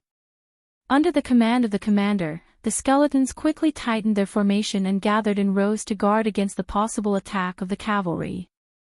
The knights who were in charge of organizing the skeletons realized that their only role was to be the flag bearers and mark the position of each column of skeletons on the battlefield. In less than 10 minutes, an orderly and strict formation had appeared in the forest. Seeing this scene from afar, the young men from Erewhon were obviously surprised. Even the person who came up with the plan, Mayor himself, was no exception. It was important to know that in a war, making a battle plan was only one aspect. Whether the script went according to the plan or not was another aspect. This was related to many factors, and it was not something that could be solved by relying on geniuses. For example, some commanders were cautious, and some were reckless. In a situation where the enemy was unknown, many situations on the battlefield could only be decided by Lady Martha. At this time, the young knight on Erewhon's side could not help but shout in their hearts, "Martha bless us. Don't relax, this won't last long." Yuta was, after all, a mercenary commander. At this time, she did not forget to pour cold water on the young men who were getting carried away. Later on, there will be a bloody battle. How long you can delay this Cruz army depends on your ability. However, the young men were obviously a little excited. They thought that Cruz was just a so-so, and did not listen to her words. Yuta knew what they were thinking and could not help but sigh. In fact, she was not optimistic about the upcoming battle. Cruz's army's performance was better than she expected. These foreign knights' performance was not comparable to that of an ordinary army. Even the White Lion Guards that she had seen in Tonajol might not be as strong as this. Cruz was Cruz. The spirit of the Empire was not something a small country like Erewhon could compare to. However, she also knew that this was not the time to persuade them. She would not do anything that would hurt their morale. She just did not know how many of these young men would survive. She looked at Mare's side. The young man from the Wongli Knight Academy was also frowning slightly, but overall, he was much less worried than she was. At least Cruz's army had begun to move. It was not easy to change the formation on the battlefield. Even if they realized that something was wrong, it would take them at least 10 minutes to make a new decision. Plus the time to rearrange the formation, it was more than enough to delay them here for an hour. However, that was not enough. They had to use the terrain to delay these night as long as possible. Yuta glanced at the setting sun. She only hoped that the sun would set soon. After sunset, it would not be easy for Cruz's army to figure out how many people were in the forest. In fact, when the vanguard knight of the White Legion rushed out of the forest, Marori and the knights around him had already noticed that something was wrong. Unlike the knights who ran back in a hurry, they could calmly judge the current situation. Marori was worried about how many people were in front of them and which side they were from. Was it the army of the nobles in Ludwig? Or the Black Legion? Or the army in Fatanport? He was thinking about this question until the rumbling of hooves sounded in the forest. Hooves. Knight Marori was slightly startled. He thought that it was light cavalry. This was not surprising. In this kind of terrain, it was easier for light cavalry to spread out than light cavalry. For example, his land dragon knight could only passively defend. However, the problem was that the sound of hooves was too dense. For a veteran knight like him, it was like an instinct. He could judge the direction of the enemy, the approximate size of the enemy, and even the speed and other factors from the sound of the hooves and footsteps. Although it was not very accurate, it was not a problem to guess the general situation. The familiarity of war had long seeped into the blood of these professional knights, and Maruli quickly realized where the problem was. Such a dense sound of horse hooves meant that there was at least one light cavalry unit in a dense formation in the forest that was rapidly advancing. This was too illogical. At this time, the cleric beside him reminded him, "Mr. Knight, look at the cavalry in the forest." A cleric who looked to be at most in his 20s pointed in the direction of the forest and said to him, "That cavalry does not look real.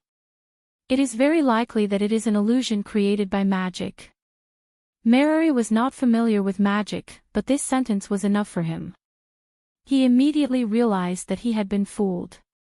That cavalry is fake. Be careful of the enemy's tricks. He shouted angrily. Before he could finish his words, the army that had broken through the fog dissipated with a loud bang. Just like the fog that had dispersed, they disappeared into nothingness in the forest. At this time, everyone understood that it was a false alarm. Oh! Beside Yuta and the others, Crew could not help but scream. He shouted in shame and anger, "The spell has failed. Someone has dispelled my spell." He looked like he had just been fished out of the water. His whole body was wet, but it was dripping with sweat. After casting these two spells, he was completely unable to move.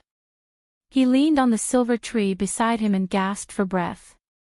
"It's okay. It's not your fault. Crew, you did a good job." They should have realized that it was the cleric who dispelled the spell. Yuta comforted him and said, "Next, you should hide in a corner and recover your magic. Don't get close to the battlefield. We will attract their attention." Although Crew was very weak, he could not help but jump up when he heard this sentence. Although he had been cursing before, he was very clear that the next battle would be the most dangerous.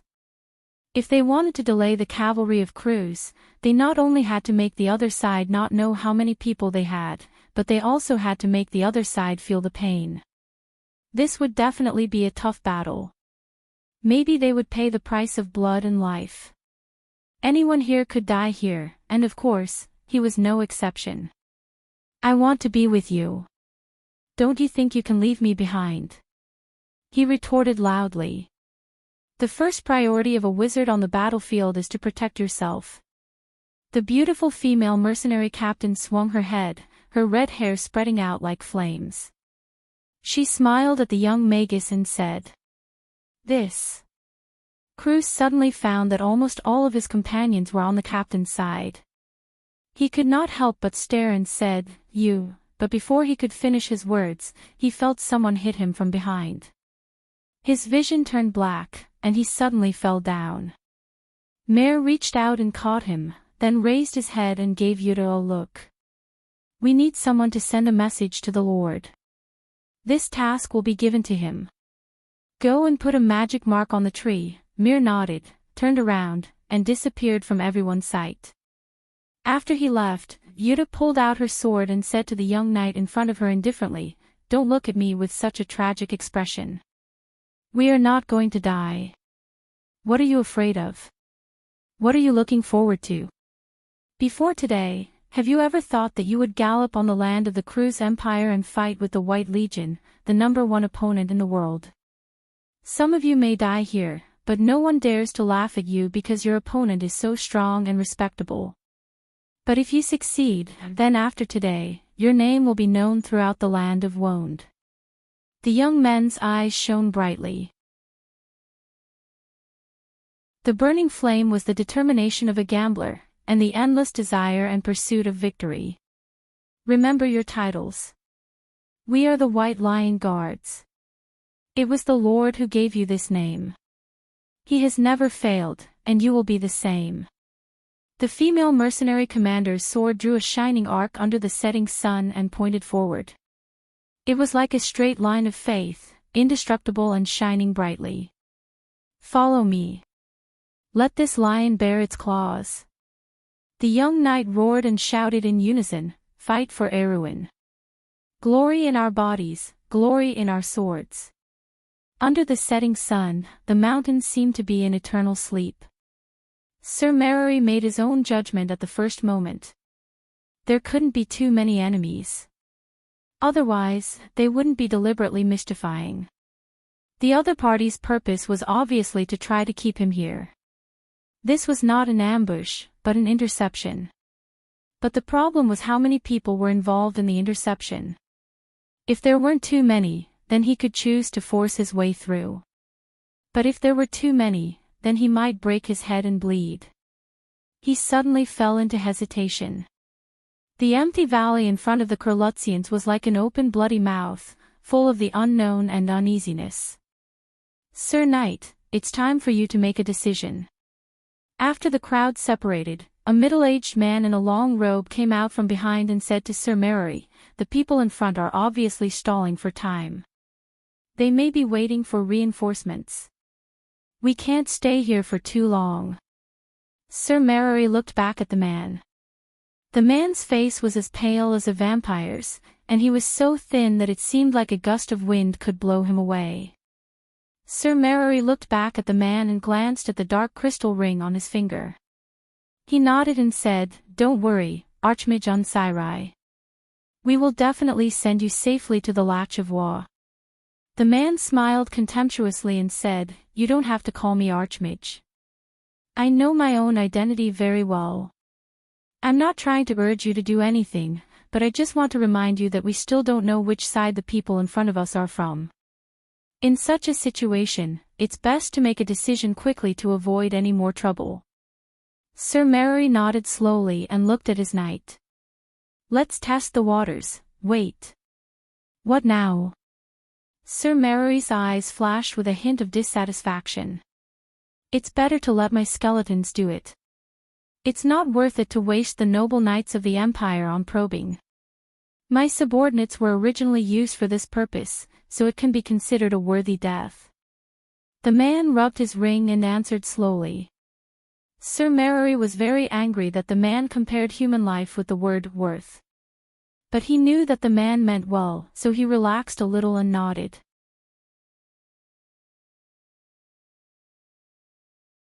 Chapter 1031. Some things were easier said than done. That was why there were so many empty talkers in the world. On the battlefield, people would tell themselves that as long as they could overcome their fear of death, they would be able to face their fear easily. However, when the blade was about to touch their heads, they would often be able to understand the lightness of the Grim Reaper's footsteps from the indifferent eyes of the enemy. Your head would fall to the ground, and the world would spin in front of your eyes. Finally, you would fall into dust. The battlefield would be filled with darkness and decay. The symbol that represented your existence, your name, your status, your beliefs, and your family, would be reduced to nothingness under this sword. After that, there would be no beginning or end. No one would know what the world after death would be, because it might not exist. The mountains, rivers, forests, and plains would still be the same color. The sun, the moon, and the stars would still move side by side. The place where you left the world would be filled with white flowers and green grass, but you would not be able to feel all of this again. Before a catastrophe, fear would seep into your bones, and then your heart would be bitterly cold. Although Yuta was not a fledgling who had just stepped onto the battlefield, even though in the south of Erewhon, the war between the nobles was full of small skirmishes, but as a mercenary, she had also experienced life and death several times. When a person experienced death and bathed in blood on the battlefield, there would be a complete transformation. Some veterans who walked out of the battlefield believed that it was because the person who had experienced all of this had released the beast in their heart. Yuta did not know what the beast in her heart was. At this moment, she only felt an unprecedented seriousness. This kind of seriousness was the same as many years ago when she was alone and holding a long sword to face the bandits that appeared in the wilderness of Shabno Mountain. The cold wind blew away the sweat on her forehead, and her fiery red hair stuck to both sides of her forehead. However, she did not feel it at all. Her 5 fingers were tightly clenched on the sword. This sword was once given to her by the young lord. The red crystal on the hammer emitted a deep light under the night sky. The tension in her heart came from the heavy responsibility. This responsibility came from the control of the fate of others. She was afraid that her decision would send these outstanding young people to their deaths. Although they had already disregarded life and death, who could guarantee that what they did was really meaningful? Would she be able to live up to the trust in their eyes? Although Yuta had already become the leader, she was unable to answer these 2 questions. She did not know that she was already standing at a crossroad. Countless people had stood at this crossroad. At this crossroad, human nature had to overcome cowardice. Some people chose to retreat, but even more people hit their heads and bled. They became cold, heartless, ignorant, and arrogant. Only a few people could truly see their own hearts and take that crucial step to become the best commanders. This was a choice on the battlefield. On this square chessboard, the chess pieces had the courage of the chess pieces, and the chess players had to have the courage of the chess players. The mountain wind blew through the treetops, making a soft rustling sound, as if it was mocking the meaningless killing in the mortal world. The gods had left long ago, but only their children were left to hurt each other. The battlefield was littered with broken bones. The eerie white bones were buried between the rocks. A few black steel longswords were stabbed into the soft soil. If it were not for the black rose flag fluttering in the night wind, Yuta would almost think that this was the battlefield of Grimoires. There was no doubt that there had just been a battle here. The invaders were skeletons controlled by crews. She ordered Mare to mercilessly crush these enemies. Compared with the Madara army in the Silverman Valley, these undead were not worth mentioning at all. The battle ended quickly, and the necromancers did not have the ability to use the skeletons' vision to investigate. Besides, the skeletons had no vision to speak of. Therefore, they were likely not exposed yet. But this was nothing to be happy about, because the real challenge was yet to come. Everyone knew this in their hearts. This is a probing attack. The White Legion's knight is likely to follow behind. Yuta agreed with this view and nodded gently. Sure enough, 3 ghost-like white dragons and the White Legion's knight riding on them emerged from the forest. These people were obviously the vanguard of the knight regiment. The crew's side did not know how many enemies were lying in ambush behind the Silver Forest, so they were also carefully deploying their actions. Seeing that the crew's people were more cautious than expected, Yuta's eyes lit up. She immediately raised her sword and shouted in a low voice. Charge! She knew that she could not give the enemy too much time, lest they figured out the situation on her side. At this moment, there was no room for regret. Even if it was a mistake, she had to make it to the end. The short command contained a special kind of power. The young knight from Erewhon launched a strong attack like a flash of lightning. The wind in the mountain pass was always abnormally cold. The grass swayed between the rocks, and the gravel was blown by the wind. In the face of all this, the cruise's people were shocked. Heavy cavalry always had an overwhelming advantage when facing light cavalry head-on. In the eyes of the cruise's people, these people who were rushing towards them were crazy. But after all, they were professional soldiers. After a short moment of shock, they reacted quickly. They raised their spears and prepared to fight. This series of actions on the dragons was almost instinctive. Originally, these knights were the vanguard who came to investigate the enemy's ambush in any direction. If they found the enemy's ambush in any direction, they should immediately withdraw and inform the main force behind. But when they found that there were not many enemies, they thought that it was likely that they were the enemy's scouts. So, their first reaction was to meet the enemy. This series of judgments made them miss the best opportunity to distinguish between the truth and the truth. Although they did not think that they would lose. Yuta maintained her position in the charge.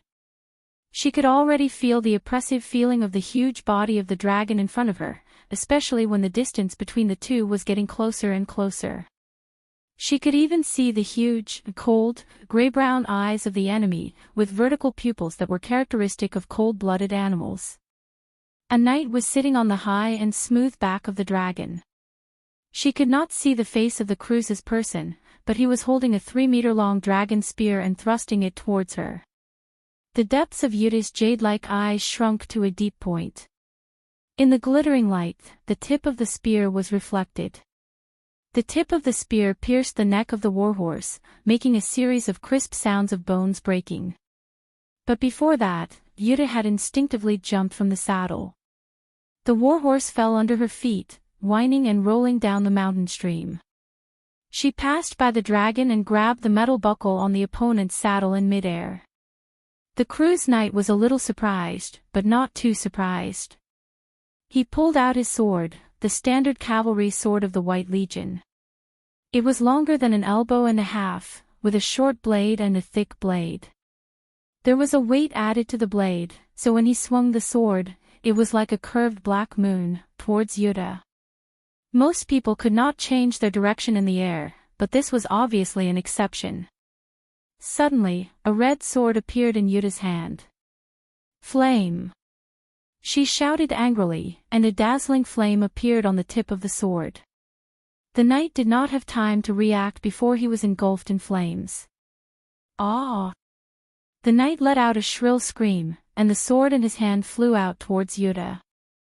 Yuta dodged sideways, and the sword flew past her cheek. Her weapon. The knight's companions finally noticed the change in the battle. They tightened the reins, trying to turn their behemoths around to support their companions. But Yuta would not give them the chance. "Mare, hold them back!" she shouted, and at the same time, she kicked the chest of the knight who was burned beyond recognition. Because the dragon knight was fastened to the saddle with a belt, this kick only caused the knight to sway a little. That was enough. She had already landed firmly on the drake's back.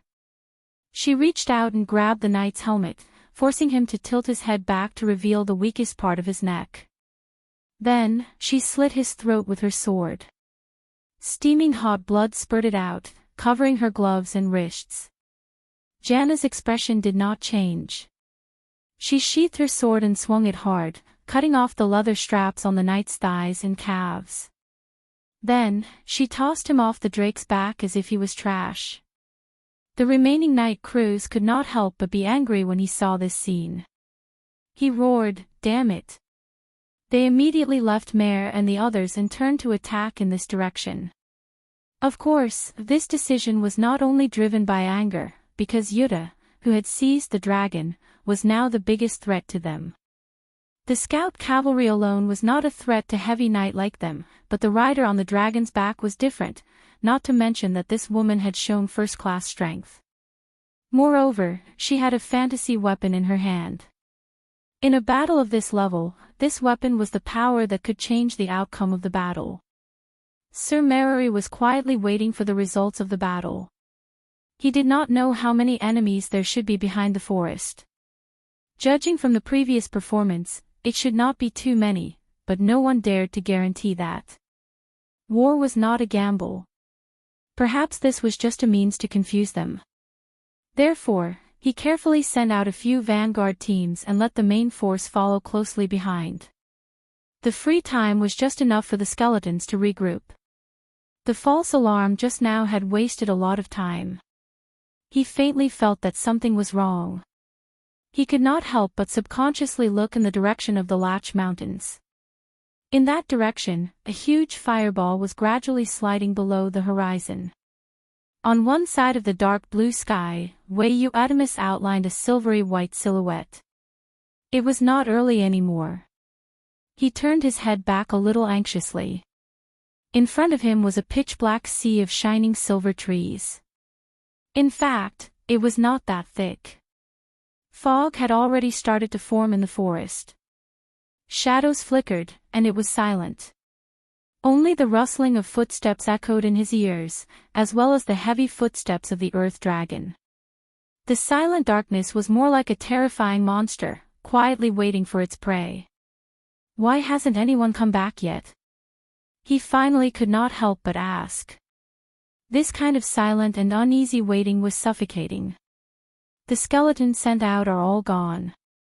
The middle-aged man dressed as a wizard said in a lower voice, but they were not destroyed fast enough. The enemy may be really short of manpower. But my people haven't come back yet. Sir Merry frowned and replied. They probably won't come back, the middle-aged man replied with a frown. But we can't be held back here by them. He looked back and said, my servants are ready. It's time to give the order, Commander. Sir Merry looked at the flickering forest again and hesitated for a moment. He knew that the middle-aged man was probably right. The enemy dared to hold them back even though they were short of manpower, which meant that they were probably an elite force. If that was the case, then the vanguard he sent out might really not come back. But if he guessed wrong, then a wrong order would bury the entire army here.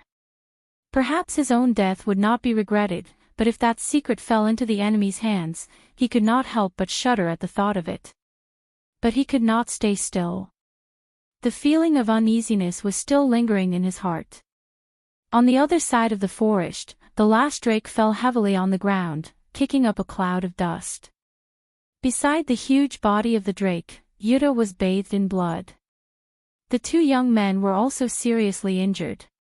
Only Mare was in a slightly better condition, but he was also injured. The battle did not last long, but for Yuta and the rest, it was a long battle. The White Legion Knight's strength was outstanding. Except for Yuta, even the most outstanding among the young men, Mare, was far behind. If Yuta had not taken out one of the vanguard at the beginning and used the advantage of the weapon in her hand and the deterrence of the explosive crystal, they would have paid a heavy price even if they had taken down the vanguard cavalry in the end.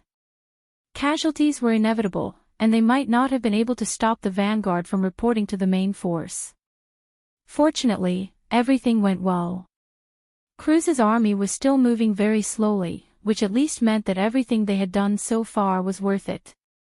But after all, the delay was not endless. It seemed that the commander of the Cruz army had finally made up his mind. Mare squinted his eyes. He could already see the dense banners of the Cruz Knight Regiment behind the silver flash forest slowly moving forward. Although the undead army behind them did not have any banners, they should be following closely behind. Perhaps they were even in front. They're coming. Mare replied a little dryly.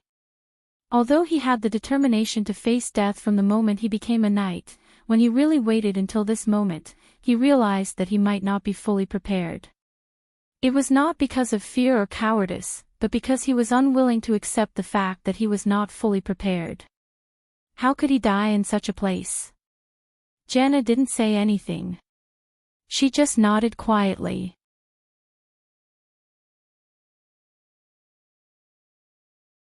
Chapter 1032. Time was like a ghost in the forest, quietly passing by minute. Sister, what is this place? Yuta widened her eyes in fear. She realized that she was not holding a sword, but a soft hand. The owner of the hand was looking at her with a tilted head. The owner of the hand was looking at her with a pair of green eyes. Her black hair was draped over her shoulders, and she was wearing a white robe. Her bare feet stepped on the thick green moss like a fairy in the forest. Sister. Otis. The nightmarish memories from 10 years ago came back to her. No, Otis, don't stop. Run. Yuta suddenly felt that her hand was empty. Her sister disappeared like a reflection in the water. What replaced her sister was a ray of light in the darkness. It was the tip of a sword. The illusion in front of her made her shiver. She raised the white lion sword in her hand. Clang! The two swords clashed. Sparks flew everywhere. Yuta was caught off guard and took a step back. The Knight of Cruz in full armor was also startled. Under the metal mask, a muffled voice came out. White Lion Sword. Erwin's people. She was distracted. Yuta broke out in cold sweat. She never thought that she would make such a fatal mistake in battle. Although the continuous battles had already made her physically and mentally exhausted, and the legend said that people would see their past before they died. Was this the sign of death? She gasped for breath. 7 or 8 swords came stabbing at her. When she was in her best condition, she had to use all her strength to fight against one of them. In the darkness, the forest was burning. The knight in white robes with a sun emblem on his chest came out of the darkness. The slave traders fell under the shining swords in their hands. However, there were also slaves who panicked and fell under the hooves of their horses. The knight showed no mercy and trampled on the mountain people and the Senia people. The sound of the fire burning with the wind, the sound of buildings collapsing, angry roars, and cries mixed together. She and her sister, who was also naked, hid under a shabby tent. The tent was filled with the stench of urine and feces. However, she really hoped that she could hide in this small space forever. The dancing shadows in the darkness were retreating. Through the tent, she could see the shadows of swords and blood. A long sword finally found an opportunity to break through her defenses and pierced her shoulder. Crimson blood gushed out, and the excruciating pain made Jana feel as if the scene in front of her had overlapped with the scene from decades ago. 7 or 8 knights surrounded her, their swords gleaming coldly. Their eyes were vigilant, and they did not give her any chance to perish together with them. Then, she felt a sword in her lower abdomen. Her strength seemed to be draining away. She half knelt on the ground. The Knight of Cruz who surrounded her were like wolves in the forest waiting for an opportunity to strike. They were the wolves. In Bragg's, in that summer night in the stag forest. The wolves howled softly. Their red eyes were hidden under the night sky. She used one hand to protect her sister, Otis. Her entire body was covered in wounds. The pain seemed to have numbed her nerves. One of her eyes was covered in blood, but she still stared fiercely at those beasts. She was even more ferocious than any of them. She had been on the run for a long time. It felt like she was going to die at any moment. But every time, she miraculously survived. Because she could not give up. For her sister. You are called Ovisha. Little girl, you are a villager, right? This is my grandson. His name is Brando. No, there are some things about you that he will never have. People who live a good life will never understand these things. You want to learn swordsmanship from me? The old man smiled. I'm afraid not. But I can recommend you to a place. That person might protect you for my sake. But her sister was still dead. Because she was too weak. Even after so many years, she still could not protect her. Yuta could not help but cry. The tears washed away the blood and flowed down her cheeks like a stream mixed with blood. She hated the people who brought injustice to this world. She hated the nobles who did nothing but push the evil from behind. She hated everyone's indifference. She hated everything that was old. But she could not do anything. Otis's death seemed to be inevitable. She could not change it, nor could she fight back. Even though she often cursed with her teeth clenched, she did not know whether she was cursing her own weakness or the people who caused all this. A cruise knight walked in front of her. The metal armor made creaking sounds as he raised his sword. She had become a knight. She was already a member of the nobles. But what was she fighting for? The lord and the princess were changing everything. Was it really the world that her sister wanted? Facing the sharp sword that flashed with cold light, Yuta was at a loss for a moment. Erewhon's people. When he heard the name, Sir Merori also felt a chill down his spine. Why are they here? Aren't they at Fat Tan Port? That place is more than 100 miles away from here. Could it be that their spies are already here? Do they know something? He asked a series of questions in a row. It was obvious that the knight who sent the message could not answer these questions. He could not even answer any of the questions. They were also inexplicably surprised. They originally thought that it was the army of the nobles in the north, or the army of the Flower Territory. This answer was beyond their expectations. Moreover, why were these Erewhon's people so strong? The combat power of this cavalry scout was beyond their most optimistic estimation of the weak country. Even their knights on the plateau could not resist the White Legion, let alone delay the more elite knights of the White Legion. They only had less than 10 people. Where did this Erewhon's army come from? Who were they? Countless questions emerged in Sir Merori's heart. Did you see their emblem clearly? Are they really Erewhon's people? Yes, sir. That is the White Lion emblem. The White Lion Legion. Sir Merori shook his head in disbelief.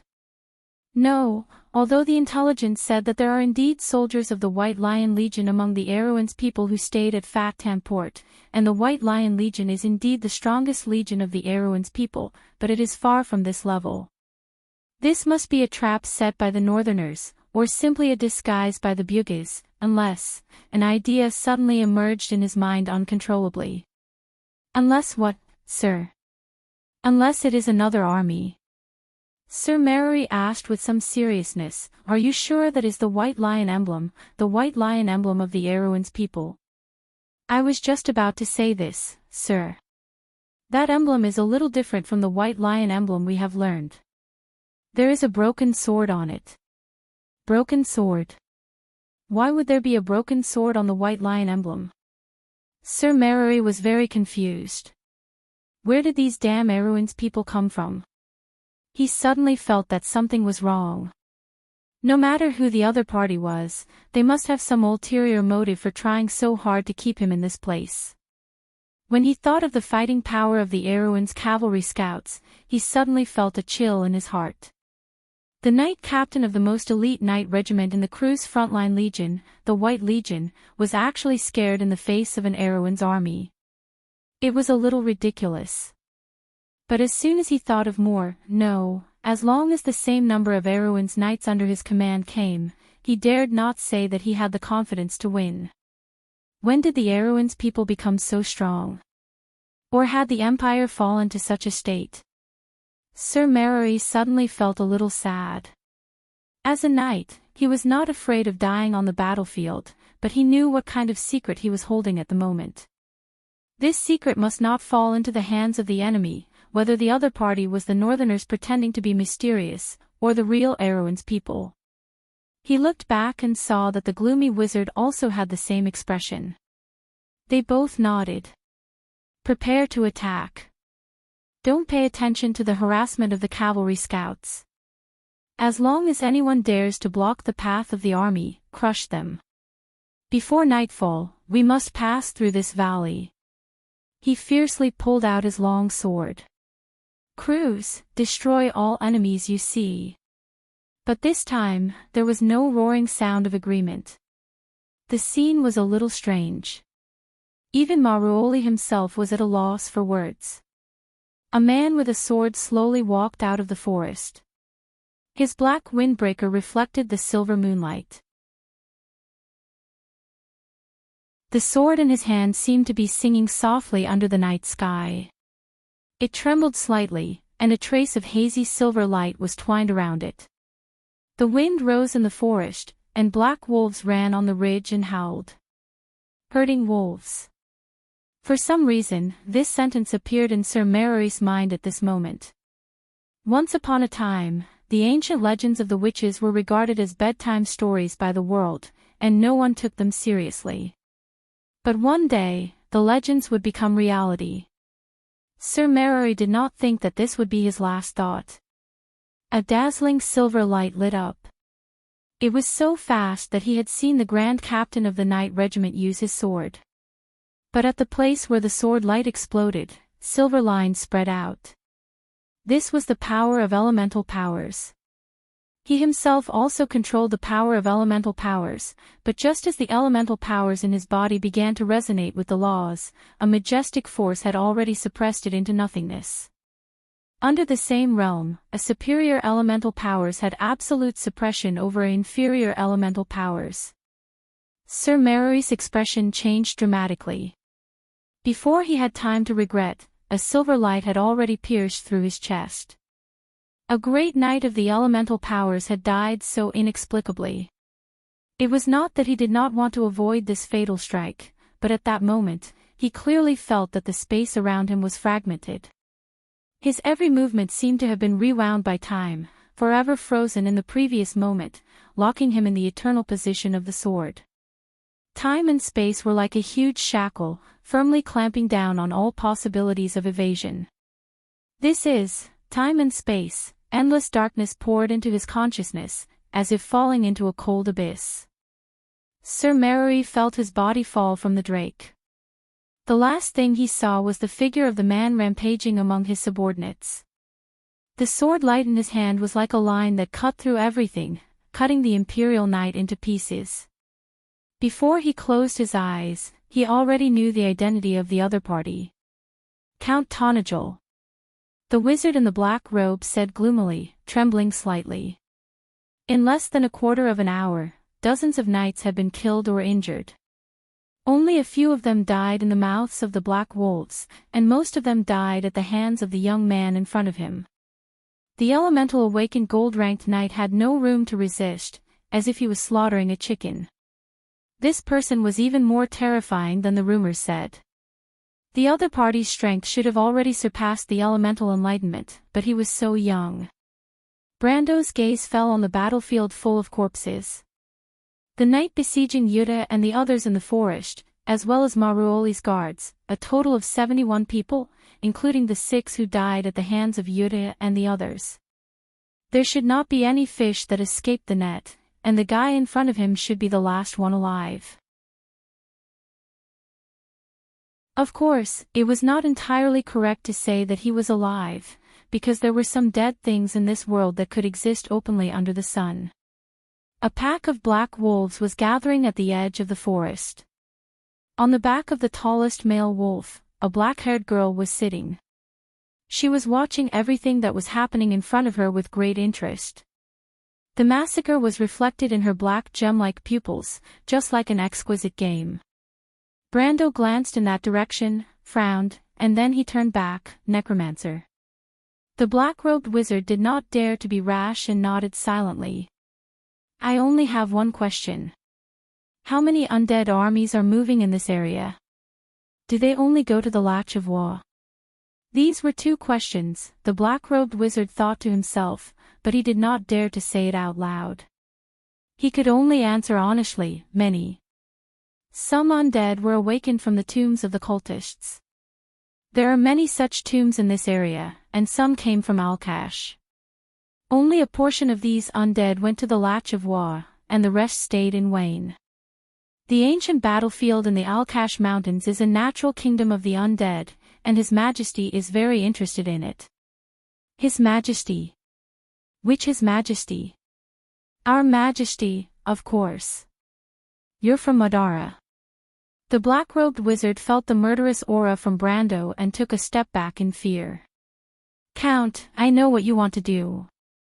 I can help you sneak into Wayne. You can't kill me. Brando pointed into the distance and said, Do you see that woman? She's Ko-Hwa, Ekka's daughter. Even if I don't kill you, you can't leave here alive. Besides, although White Lion is not afraid of death, his blood will not flow in vain, no. The soul fire under the black-robed wizard's hood suddenly burned fiercely. He raised his bone staff and was about to cast a spell to perish together with Link, but before he could do that, a sharp sword had already pierced through his chest, passing through the grayish-white flames between his ribs. The black-robed wizard's shriveled body seemed to have lost its weight and collapsed. The soul fire under his hood flickered twice, as if he could not believe that the young man in front of him was not at all interested in the secrets of controlling the undead. P.S. Happy New Year to everyone.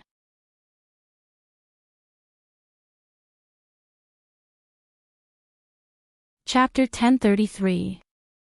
After the death of the necromancer, his shriveled body had lost the nourishment of the flame of the soul.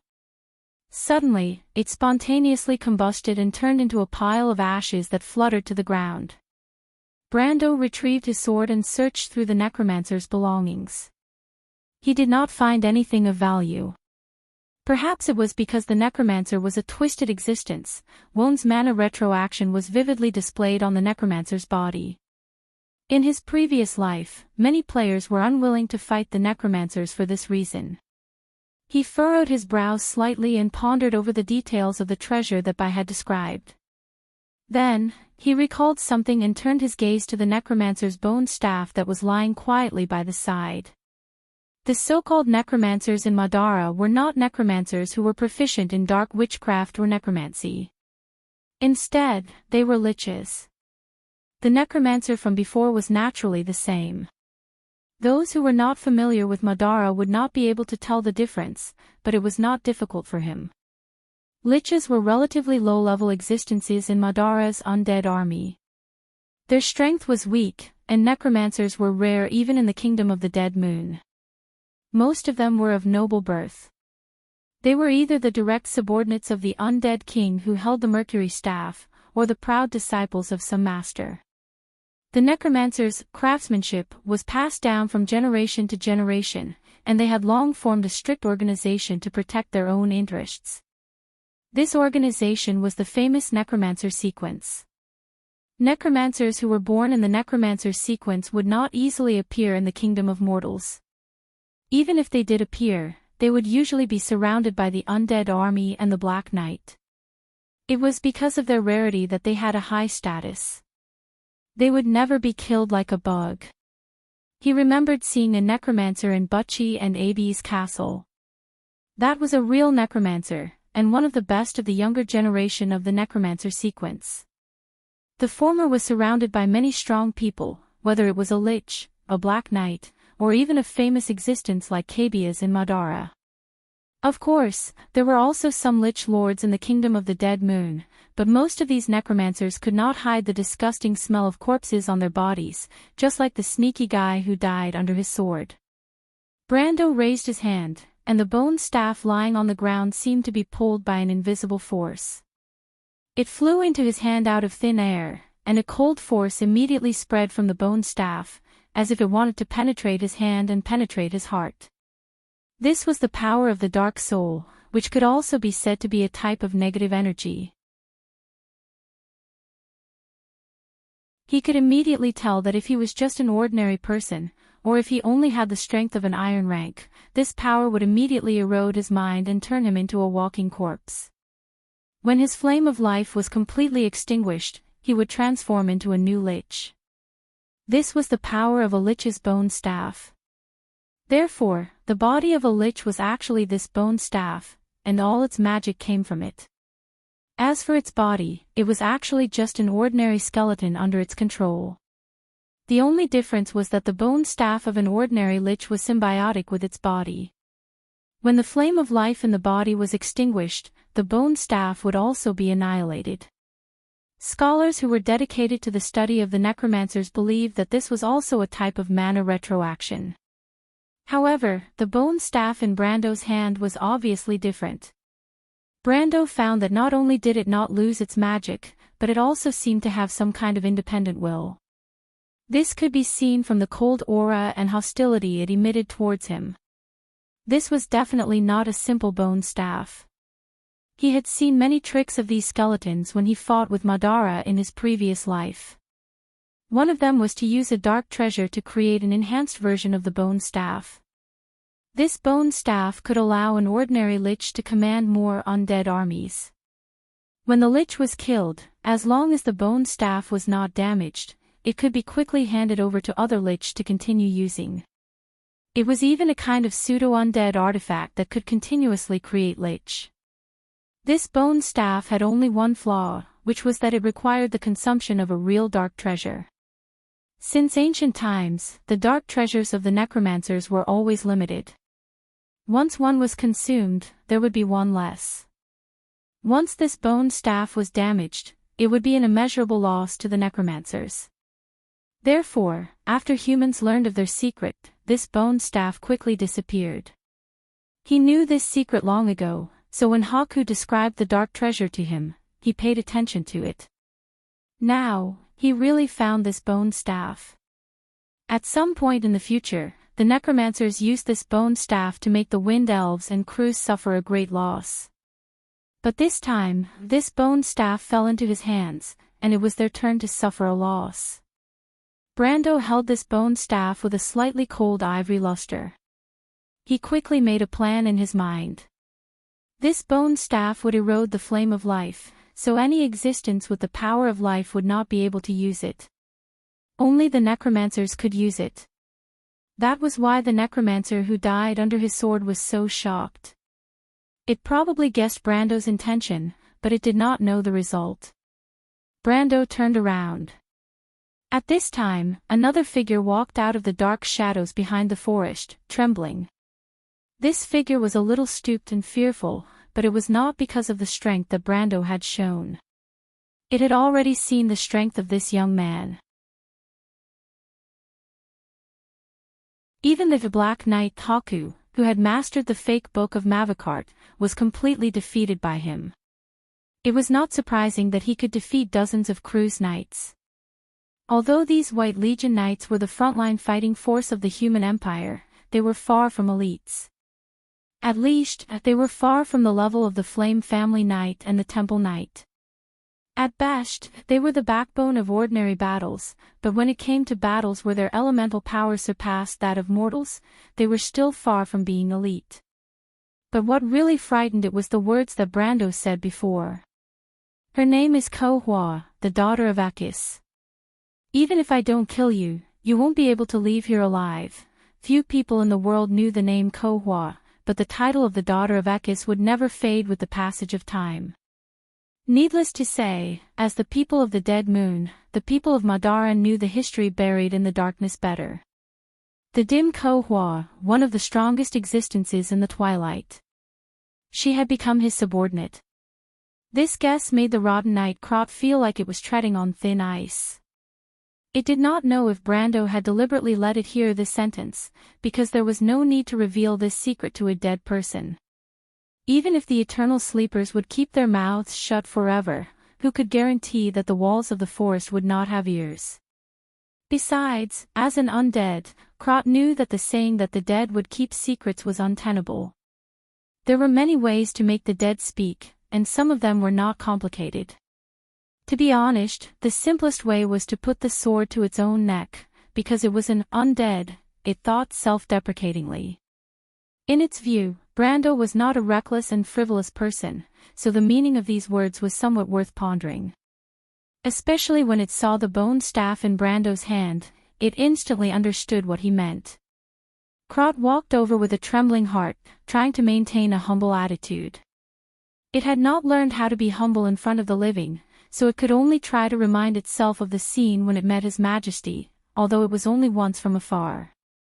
My lord, thanks to the poison. I mean the water of life, your subordinates' injuries have stabilized quickly, but their commander's injuries are more serious. According to you humans, I'm afraid that it will be easy for them to wake up in an hour and a half. But there are still a few who have completely lost their breath of life. Should we turn them into undead? My lord, your subordinates are of high quality. Although their strength may be a little weak, but turning them into undead depends on potential and not strength. I can guarantee that they will become Black Knights, and the best kind, it answered carefully. Even so, it almost said the wrong thing, because to the undead, holy water that contained strong positive energy was highly toxic. Before the Knight of the Holy Cathedral cleaned up the undead, they would often splash holy water on their swords. Any undead that was hit by the holy water would be like butter cut by a hot knife. Even if they did not die, it was inevitable that their soul fire would be damaged. Brando looked at it and answered seriously, "No, Krot, there's no need. According to human customs, the dead should be buried, not to mention that they are brave warriors, warriors of Erewhon. Their souls will belong to Martha, and their bodies will not be desecrated. The undead will also belong to Martha." Krot complained in its heart, but it definitely did not dare to say it out loud. It actually knew about this human custom, but it did not quite understand it, and it was just a subconscious suggestion. In Madara, if such excellent corpses were not turned into undead, it would be seen as a disrespect to the undead moon. So these humans were a little strange to it, of course, including Brando. Brando seemed to know what it was thinking and said, "Mr. Krot, I know that you are an undead, and your faith belongs to the undead moon. The world of the living is incompatible with you. You are not my subordinate, and you do not belong to Erewhon." Krot was slightly startled, and the soul fire in its eyes flashed. It did not understand what this young man meant by saying this to it. Brando did not care whether it understood or not, and continued, "The dark prophecy mentioned that the holder of the Mercury staff will represent the will of the undead moon. It will descend to this world, and it will unify the kingdom of darkness. It is the king of the undead, and you must submit to it. So I don't want you to betray your king, but I want you to do me a little favor. This favor is related to your life, and I believe that you will not object." Krot nodded cautiously. Of course, it knew that its life was in the hands of this young man, or else the lich from before was the best description. Even without the lich, it did not think that its life was more precious than the Black Knight. If this young man could even kill the Black Knight at all costs, then it was naturally not worth mentioning. However, it did not understand Brando's words. In its opinion, what it was doing now, or rather what it was preparing to do, was in fact, betraying His Majesty. Although it now hoped that Brando would not mind this little betrayal, after all, even the holder of the Mercury staff could not be omniscient and omnipotent. As far as it knew, that was the power of the Dark Dragon. You may have some doubts. Brando could see the thoughts of the undead from its flickering soul fire. You only need to know that your Majesty and the Queen of Crows are not really of the same mind. If you create some trouble for the latter, it will not affect the existence you are loyal to, and there may even be some benefits. After all, there is no place for others to sleep on the side of the bed. For Madara, a strong Crew's empire is not a good thing. Your Majesty may be participating in this matter with the intention of benefiting from it. Of course, Brando did not know what the holder of the Mercury staff was thinking. Whether it was in his previous life or now, that mysterious existence was like a mystery to him. For this undead monarch, few players had seen its existence, even the players of Madara. However, the latter's authority was absolutely unquestionable, and it was definitely beyond the existence of all mortal monarchs in this era. However, this kind of power and mystery did not prevent him from tricking Krot into believing in him. Or rather, he knew that the rotten knight in front of him would certainly rather believe in him. Perhaps it had already convinced itself in its heart because the latter was a timid guy. The reason why he said so much was because he hoped that this fellow would not have too many worries. This was because he would need its help in the upcoming operation. In comparison, he did not trust the liches that did not have much wisdom and were blindly loyal to the Mercury staff. Instead, the high-level undead, like Crot, who had a certain level of wisdom and knew how to judge the pros and cons, were much easier to deceive. As long as he could convince them that they were grasshoppers tied to a rope, it would be fine. He glanced at the flickering soul fire in Crot's eyes and knew that his words had worked. He handed the bone staff over to Crot. "We will be heading to the Silver Valley coast. You will be in charge of controlling the undead army. I believe you will know what to do, Mr. Crot." Crot trembled slightly and bowed respectfully. "It is my pleasure to serve you, my respected lord."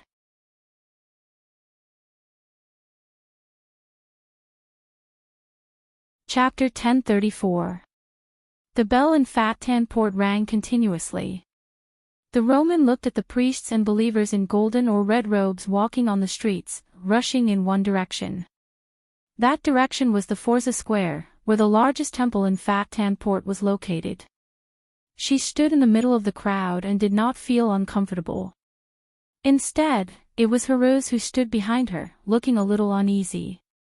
Suddenly, the Roman saw a familiar figure in the crowd. She waved her small white hand in the air excitedly. Mr. Alamov, the middle-aged man in a robe and dressed as a priest, was slightly stunned. He turned around and looked at her with surprise. "Miss Roman." At this moment, the bell in Fat Tan Port rang, but it was not a simple bell. The bell came from the direction of the Forza Square. Obviously, it was the call of the temple to the believers. As the most senior believer in this city, and also the priest of the neighborhood, Alamov Shadauer put on his holy robe and walked out of the house as soon as the bell rang. However, the teaching position was actually just a part-time job for him. His other identity was the vice president of the Silver Shark Chamber of Commerce in Fat Tan Port. The empire's commerce was prosperous. Most of the empire's merchants, Chamber of Commerce organizations, and business families were closely connected through marriage or other means. Therefore, he had long known and even met the representative of the emerging commercial forces in the south of Erewhon. This beautiful lady was said to be the fiancée of the young lord. In the past year, the rising forces in the south of Erewhon were far more famous in the eyes of the Empire's merchants and Chamber of Commerce organizations than they were in the eyes of the Empire's traditional nobles.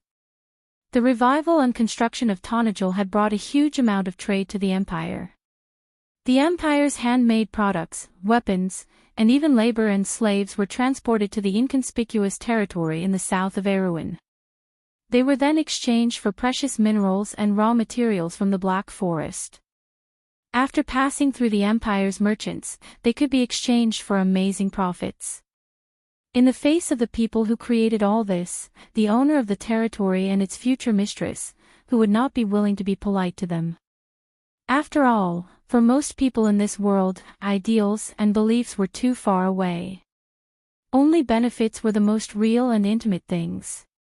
Alamov Shadauer was a Roman whom Roland had met at a banquet a few days ago. The banquet was hosted by the eldest son of the emperor, and many nobles and celebrities from the nearby regions were invited.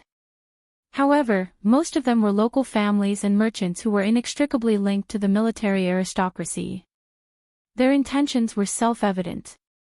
Hearing Roman's greeting, he stopped and politely asked her, "What's wrong? Is there anything I can help you with, Miss Roman?" "It's nothing." The Roman chuckled. "I just wanted to ask what happened. Why are there so many people? Mr. Alamov, where are you going? Was it because of this?" Alamov was slightly taken aback. He pointed to the steeple of the Holy Cathedral in the direction of Phocea Square and replied, "Did you hear the bell, Miss Roman? This is the bell that summons believers. Something must have happened in the Holy Cathedral. These people are all believers or priests from the nearby area, and they are in a hurry to the Holy Cathedral to see what is going on. Is it really the bell of the Holy Cathedral? Mr. Alamov, are you sure? The Roman's dark eyes turned slightly. The Prime Minister's daughter had such a great influence on the Holy Cathedral, but Brando had never mentioned this matter. Didn't they say that the relationship between the Holy Cathedral and the Prime Minister was not very good? Of course, I'm not joking with you, Miss Roman. This bell is not something that ordinary people can use. It should be the arrival of a senior member of the Holy Cathedral of Fire. If someone else uses this bell to summon believers, I'm afraid he can't bear the responsibility. At this point, Alamov frowned. Fathom Harbor had been closed for a few days. Why would a senior member of the Holy Cathedral arrive at this time? Moreover, this harbor was now under the control of the eldest prince of the Holy Cathedral. What was the meaning of a senior member of the Holy Cathedral arriving at this time? A senior member of the Holy Cathedral. The senior member here should only be someone sent by the Holy Cathedral of Fire, Miss Roman. Alamov had some doubts in his heart, but he still answered subconsciously. I see. Thank you for telling me this, Mr. Alamov. The Roman replied with a smile. Alamov nodded. He was not sure why the future mistress of Tonajul was asking him these questions. Perhaps it was to satisfy her curiosity. After all, there was no contradiction between this and her performance at the banquet. In the eyes of everyone at the banquet, this lady was a lovely, curious, and wonderful person with a very sensitive business sense. The Roman did not ask any more questions. After simply saying goodbye to the head priest, she watched him hurriedly disappear into the crowd. What about the senior members of the Holy Cathedral, Your Royal Highness? Miss Roman. Don't you have any opinion, Your Royal Highness? After all, such complicated matters are not my expertise. She turned around and asked. It's a little strange. Logically speaking, why would a senior member of the Holy Cathedral come to Fathom Harbor at this time? I heard that the headquarters of the Holy Cathedral of Fire is under the control of the Silver Queen. Why would the eldest prince let Her Majesty the Queen's people into the city? Although Horus was a little timid, he was not stupid. He connected these simple reasons with a little thought. So you also think it's strange? Wait, Miss Roman, what are you going to do? I think it's strange, of course I'm going to see what's wrong. Brando entrusted me to take care of the rear, so I have to do my best. The Roman answered seriously. Wait, but... Horus was dragged forward by the merchant lady and hurriedly shouted in panic, but don't we need to inform Lady Yude and Lady Maynard? Do you think they still need us to inform them? This seems like it, but, no buts, why are you so long-winded as a man? You should learn more from your teacher. Brando is not like you at all. How can I be compared to my teacher? Horus was so anxious that his face turned red.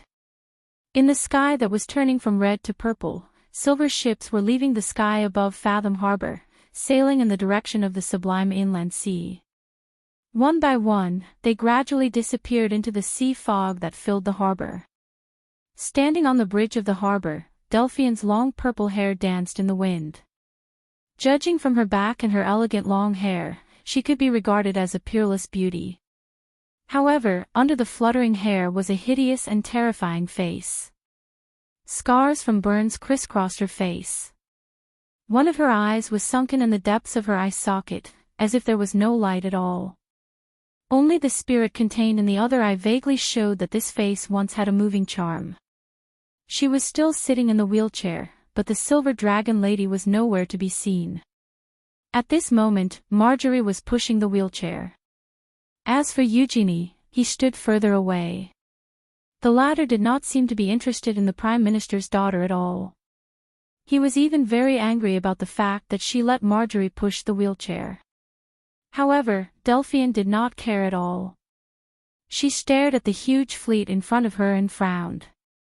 Previously, Brando suddenly asked her to send an order for the fleet to sail. The other party must have found an opportunity.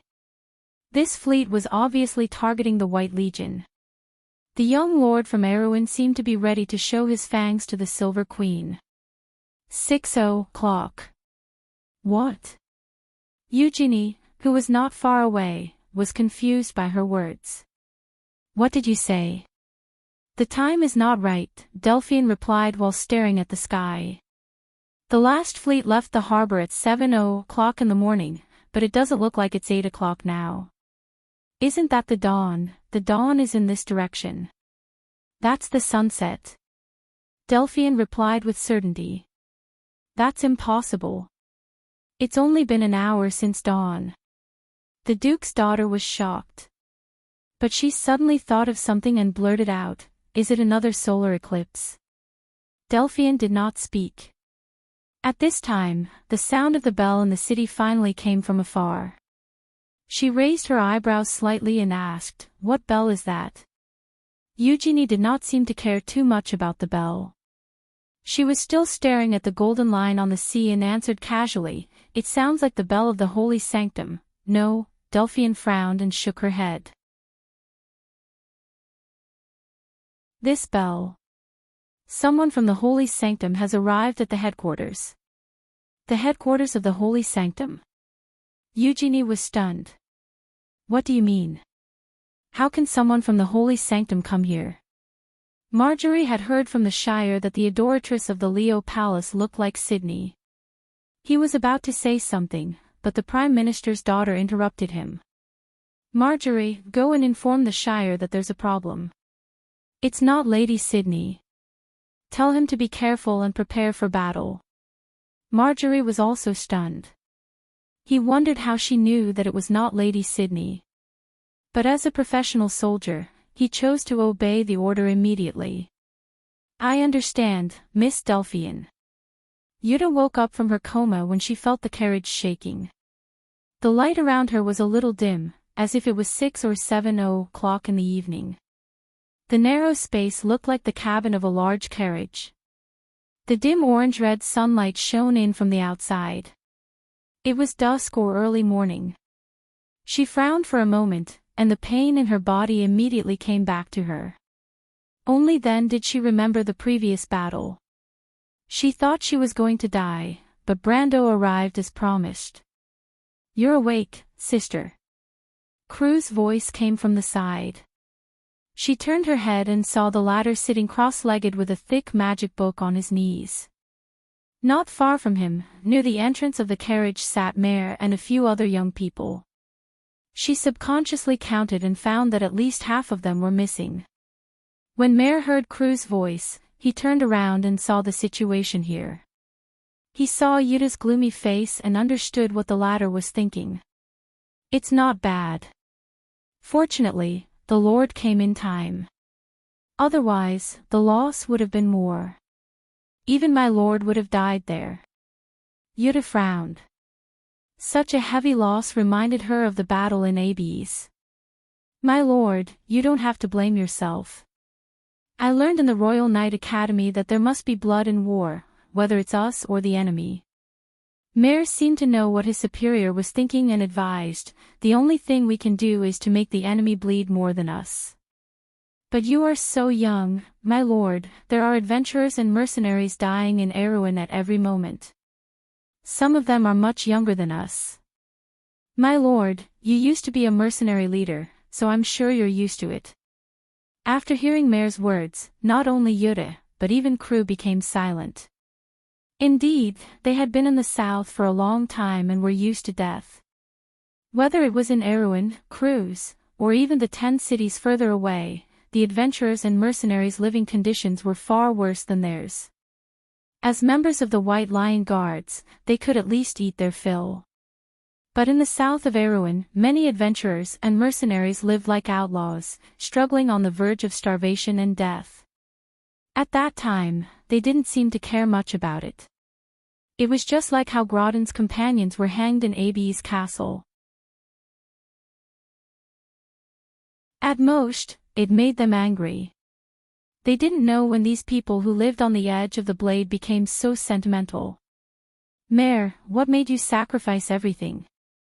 She suddenly asked in a low voice.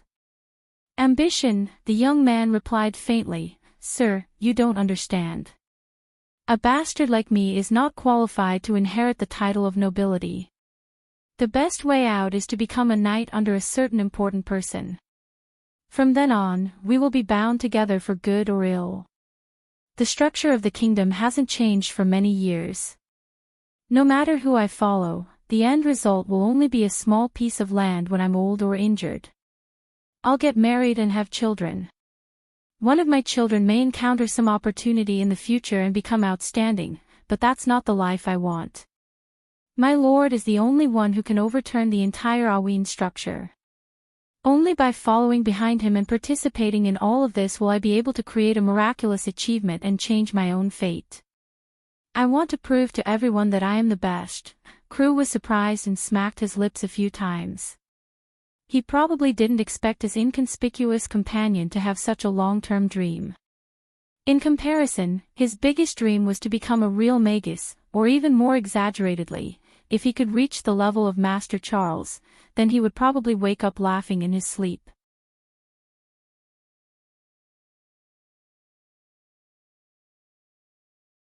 Chapter 1035. The liquid metal, which looked like pure gold, flowed on Brando's palm and changed its shape. It contained a substance similar to light. Milky white light flowed along with the flow of the liquid, like a magnificent diamond of light. Brando stared at this beautiful object. This was the complete form of the law fragment when it was activated. It was the combination of the law of Wond, a part or fragment of the Tiamat code. It was the closest thing to the origin of the world. A product, a supreme creation of the gods. He had never come across such a thing in his previous life. At this moment, his heart was filled with admiration. Putting aside the essence of this thing, just the degree of perfection of the law fragment was enough to make it the supreme of the Wond. A beautiful object. At the moment when the law fragment was activated, Brando understood how to use it. The main function of the law fragment was to construct the law, which was also its original form, the Tiamat code itself. Power. As everyone knew, the world of Wond was chaotic. There was no change of day and night, and there was no cycle of seasons. Perhaps there was still rain, snow, thunder, and lightning, but they did not follow any rules. They were just a manifestation of chaos and disorder. The law fragment created by Martha gave this world the most basic rules: the rising sun in the east, the setting stars in the west, the wind, rain, and dew, and even the thunder and lightning. Therefore, the intelligent beings were able to flourish and grow in the land blessed by the goddess. When he received the law fragment, Brando naturally understood a fact, and that was the blessing of the goddess Martha. The law fragment of Tiamat no longer existed in this world. The meteor shower that mortals saw before the eternal night. This was the scene of this huge law fragment falling to the ground. But even though it was broken, the law fragment of Tiamat was still protecting this world. It was as if they were automatically activated by a mysterious force, guarding the different places where they fell. Regions. Could this be the so-called Martha's deepest love for the people of this world? Brando felt the warmth from the law fragment in his hand, and his heart was slightly touched. It felt like a mother's concern for her children. She had no choice but to leave, but she did not let go of her children in this world. Martha had written a final rule in Tiamat's law, which was to give the creatures of the Wond a final chance even if everything was irreversible. However, the fact that the world had been split apart was an unchangeable fact. Brando opened his palm, and the ball of light began to rise slowly. He gave a command to the rule fragment to take back its authority, and spread it all over the surroundings of Fathom Port, from the Golden Needle Forest to the Levia Valley, from the Silver Cove Bay to Ovchin. The laws of the entire southern part of East Metz melted like snow. At Fathom Harbor, the first rays of the morning sun had just risen from the surface of the sea before they were engulfed by darkness in the blink of an eye. The residents in the harbor experienced a spectacle that lasted from dawn to dusk. A layer of gold fragments floated on the surface of the sea as if they were on fire. Delphi, Eugenie, and Marjorie saw with their own eyes that the clouds in the depths of the supreme inland sea were collapsing layer by layer. The sky seemed to have turned into a black hole that swallowed everything. On the dark curtain, there were faint glimmers of starlight, but that was not the light of the stars. It was the reflection of the sea of power. 12 moons appeared on the surface of the sea. In the Levia Valley, a group of mountain people had lived on the land that led to the Latch Mountains for generations. The mountain people had erected countless strange wooden sculptures in the forest.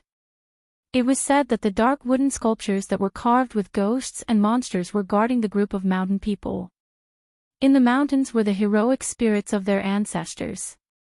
At this moment, the villagers knelt on the ground in fear. Blurry figures were passing through the forest. Those grayish-white figures seemed to have come from countless eras ago. He was the one who had been there for the past few years. They passed by the pitch-black wood carvings and walked silently into the depths of the forest. In Ovchin, a biting cold wind from the Alkash Mountains passed from the northwest to the southeast. Wherever it passed, everything withered, as if winter had arrived in advance. In just an instant, the earth was covered in frost. In the city of Ovchin, the town guard stationed at the head of the city witnessed this strange scene with his own eyes. A gust of icy wind whistled from the northwest of the port.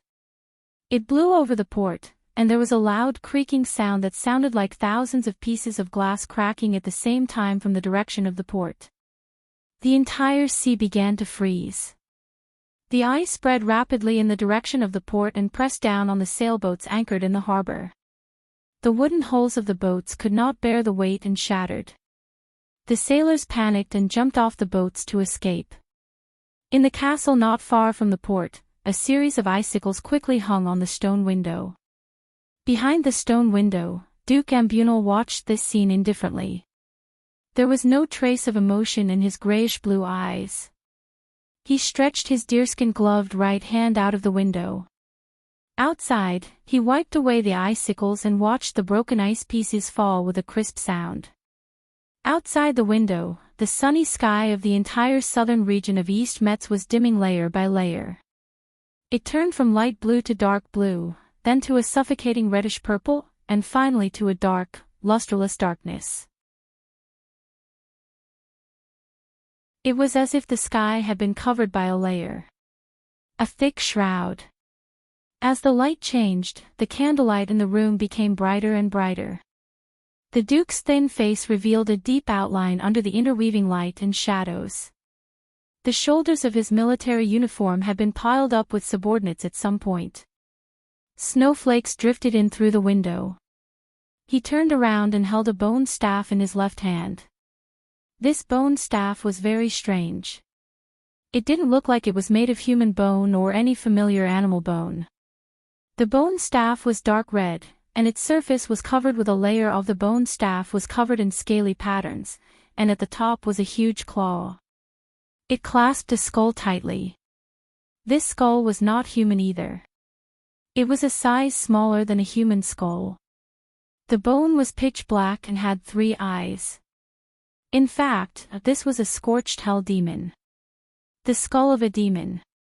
Duke Ambunal held the bone staff in his hand and shook off the snow on his body. He said to the mayor of Ovchin, Count Briar, who was in the room, "It seems that Her Majesty did not lie to us. This world is no longer the one we know.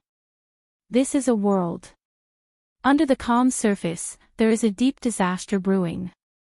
Before this, who would have thought that the Wraith Banshee was telling the truth? It seems that she has succeeded. Next, let our army of the undead set out." Count Briar was a humorous middle-aged man. He had a deep personal relationship with Duke Ambunal. When he heard this sentence, even under the terrible scene in front of him, he could not help but joke, "You call this situation calm? My old friend, I'm afraid there is no one in the entire empire who is calmer than you." However, he still shook his head. He looked at the bone staff in Duke Ambunal's hand and said, "But I still don't believe in the undead of Madara. They are not on the same side as us. Old friend, do you really believe that they will be so kind? And, the point is, if we go with the undead of Madara, it will leave a bad reputation. The other holy shrines may unite against us. This is the decree of Her Majesty." Duke Ambunal replied quietly. He took off his gloves and put his right index finger on the top of the bone staff. 2 balls of red light shone from the pitch-black skulls. Silver Bay Coast. The place had long been shrouded in the howling icy wind. The sunny scene of the southern coast of East Metz had disappeared. Even the vast sea was covered with a thick layer of ice. The waves were frozen at the last moment, forming layers upon layers. Glaciers that looked like mountain peaks, looking south along the frozen coast, formed a grayish-blue frost plain at the end of the horizon. The biting cold icy wind mixed with the snowflakes that filled the sky. Palm-sized snowflakes fell from the sky in layers, quickly forming a foot-deep pile of snow on the ground. The world was covered in a vast expanse of whiteness, as if it had covered all life. But under the snow, some existences that did not belong to this world were awakening. With a muffled sound, an undead shrouded in a tattered black cloak suddenly crawled out from under the snow. The red light of the 2 soul fires under its black cloak was particularly eye-catching. As soon as it came to the ground, the undead immediately raised its bone staff. Raising the bone staff in his hand, a forest of withered bones rose from the snow in an instant. It was a group of skeleton soldiers. The undead shook off the snow on their bodies and crawled out of the snow one by one. It was as if in an instant, there was a me. In an instant, an army of death appeared in this world out of thin air. In Wayne, Ovchin, on the main road leading to Fathan, countless similar scenes were playing out over and over again. Ground dragons of the White Legion rampaged in the snowy night. On their saddles sat black-robed undead wizards, or necromancers, accompanied by more than 10 White Legion knights or soldiers, holding Ambunal in their hands. The fake bone staff in Duke Lear's hand led an army of undead under the night sky. And every undead army had only one destination. That was Fathan Harbor. But in the Golden Needle Forest, it was a different scene. The bone staff in the hands of the decaying night crot was also emitting a red light, but at this moment, she did not have the mind to pay attention to the changes of the bone staff in her hand, because in the sky above the forest, there was a more spectacular scene. A scene. The radiance of the entire world seemed to have been sucked into the ball of light in the air. Hundreds of millions of golden threads of law flew over from all directions and gathered here. The ball of light hanging above the forest looked very much like a ball of light at this moment. The eternal small sun was rising slowly above the forest canopy. The valley and the forest were bathed in the dazzling light, even turning the forest into a silver-white color. Everyone who witnessed this scene, not only Krot, but even the young men under Yuta, was stunned.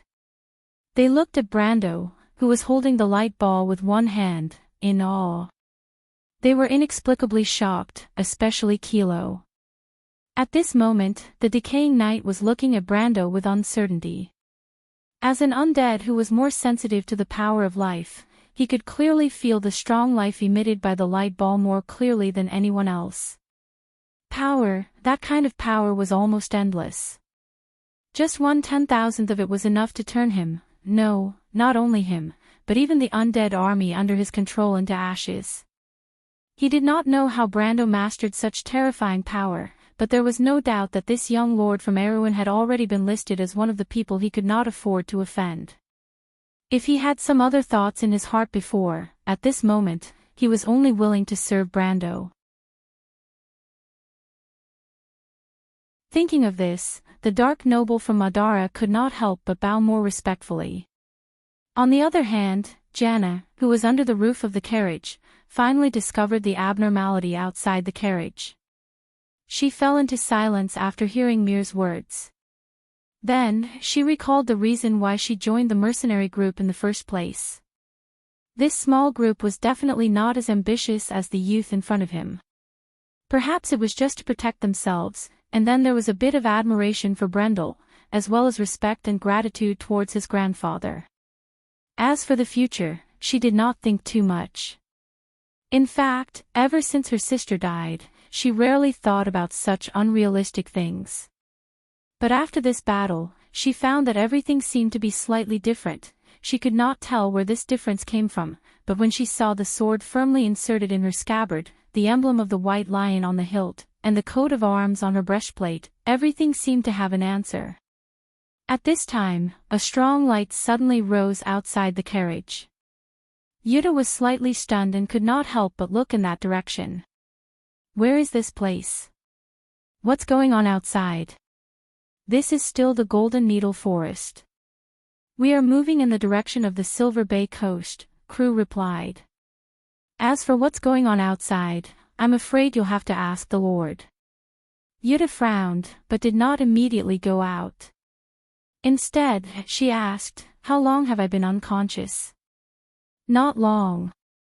My lord, your injuries are quite serious, but under the effect of the holy water, you recovered quickly. It has only been 7 or 8 hours since yesterday. Mare replied. 7 or 8 hours, then it should be early in the morning now. Yuta was slightly stunned. But why did I feel like it was dusk just now? I thought I was unconscious for the whole day. You can say that. Crew continued. According to the Lord, from now on, the time of a normal person is meaningless to us. He's right. From now on, in the Eastern Metz region, day and night, and even time itself, are meaningless. You might see some strange things later, but don't worry about it. I suggest that you get used to this situation before you prepare for battle. Brendel's voice sounded from outside the carriage. He's right. From now on, in the Eastern Metz region, day and night, and even time itself, are meaningless. You might see some strange things later, but don't mind it. My lord. Yuta asked in confusion. What does that mean? Nothing, Brando replied. You only need to know that a long, long time ago, we called this world the world of Evernight. Here, Martha's laws are no longer applicable.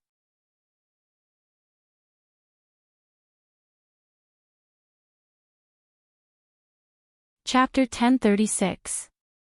Many believers had already gathered in the Forza Square. As the sky suddenly darkened, the scene was shrouded in a layer of uneasiness. Butter torches were lit in the square, and the light of the flames intertwined, illuminating the whole square. The crowd gathered around and whispered to each other. Most people thought that there was another solar eclipse, but the frequent solar eclipses were still not a good sign, so many people had a worried look on their faces. The gate of the temple was closed, and the huge arch was dyed with a dense dark color, like an overly serious religious painting. There were a few low-level monks in gray robes on the stairs, but no one came out to announce what had happened and why the bell was rung. Roman walked through the crowd with Heroes. The Forza Sanctum was a famous historical site in Fat Port. Before this, she had visited it with Chiara and the elf once and happened to know that there was a secret back door in the sanctum. The two quickly bypassed the crowd and sneaked into the sanctum through the back door without anyone noticing. The back door was locked, but it was not a problem for a witch. Roman used metal melting to open the door, but accidentally caught fire, which scared the two. In the end, they hurriedly put out the fire, only to find that more than half of the door had been burned. In order to destroy the evidence, she had to ask Heroes to take down the door and hide it, which wasted a lot of time. There was a long corridor behind the back door, but there was no one at the moment. This discovery made Roman feel relieved. She tiptoed through the corridor with the little prince, and just as she turned a corner, she saw a bright light in front of her. In the dark sanctum, there was a bright hall in front of her. This discovery made her very excited, but then she found that there were monk soldiers guarding outside the hall, and her pair of small eyebrows suddenly wrinkled. Seeing this, Heartwarming subconsciously felt a little nervous. His first reaction was to retreat, but immediately, Brando's daily teaching finally had some effect. He calmed himself down and gestured to Roman with his hand. "Miss Roman, do you want me to lead them away?" The young prince compared his strength with that of the other party. Although his swordsmanship was not up to standard, his magic was already at the basic level. The two soldier monks guarding the door were only at the level of black iron. He was confident that he could win, so he cautiously made this suggestion. "No need." The Roman waved his hand generously. "You're Brando's student. I can't let you take the risk. Watch me." She thought for a moment and chose a dream spell from the witchcraft she had mastered. This spell was very similar to the dust of sleep of the law magic, or the hypnotism of the elemental magic. However, the witches' spells had their own strengths. They were mysterious and difficult to detect. Their spells affected the real world through the kingdom of dreams, causing people to unknowingly fall into an illusion. The Roman muttered something and pointed at the soldier monks guarding the entrance of the hole. The two soldier monks froze at the same time, then lowered their heads and fell into a peaceful sleep. Seeing that her spell was a success, she clenched her fist excitedly. There was no problem. According to White Mist, as the inheritor, Miss Merchant had high attainments in witchcraft, but she was always absent-minded and forgetful when learning witchcraft. When she cast spells, there would often be some unexpected accidents. For example, misreading the incantation, misremembering the trigger bite, these were all common occurrences. There was even one time when she remembered the incantation of a spell as another spell, which was unprecedented. Dream's spell was a level 5 spell. The Roman could only cast similar spells 3 times a day. After casting it once, the merchant girl's face immediately paled. However, she did not mind. She immediately turned around and waved at Cruz excitedly, motioning for him to hurry up and follow her. The two came to the door of the hole. The soldier monks on both sides were under the spell and were sleeping soundly. They did not seem to notice the arrival of the uninvited guests. The Roman seemed to be very confident in her spell and did not even look at the two soldier monks. Heartwarming, on the other hand, was more careful. He carefully observed for a while before letting out a sigh of relief and looked away. The two looked into the hall again. This hall was the main hall of the Fossa Basilica. The Flame King Gretel's holy statue was erected in the hall. Under the statue was the altar, surrounded by layers of prayer seats. At this moment, the hall was brightly lit, and a fiery red portal appeared on the altar. The Roman vaguely felt that this portal was similar to the door of flame she saw in Ampere Seal, but it was much smaller. The host of the Fossa Basilica, Father Jorf, was standing respectfully beside the portal. Next to him stood a priest who seemed to be of higher status, lecturing him. In addition, there were many low-level monks standing around, and Roman even saw Alamov among them.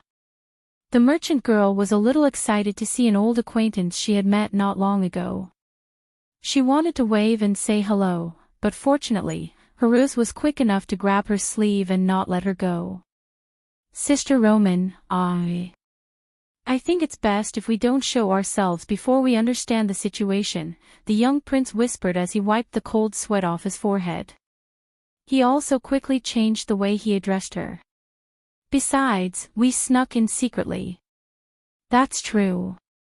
The Roman slapped her forehead and realized. At this moment, the voice of admonishment came from the hall without missing a single word.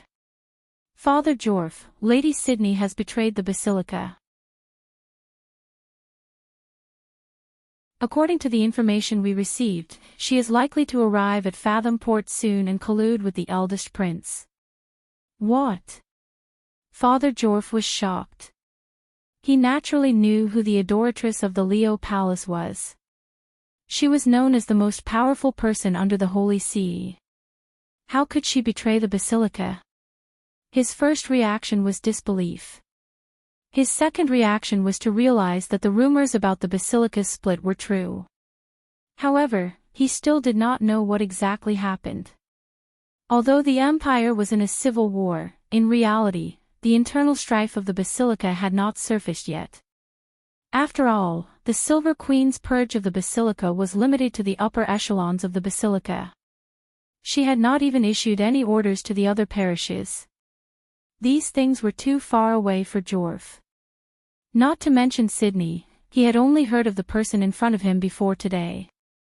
My lord, this is... You don't have to worry. This is the will of Her Majesty and the Holy See. Jorf heaved a sigh of relief. Then what should we do, my lord? The White Legion will launch an attack on Fathom Port in a few days. Those who conspire against the basilica will be doomed.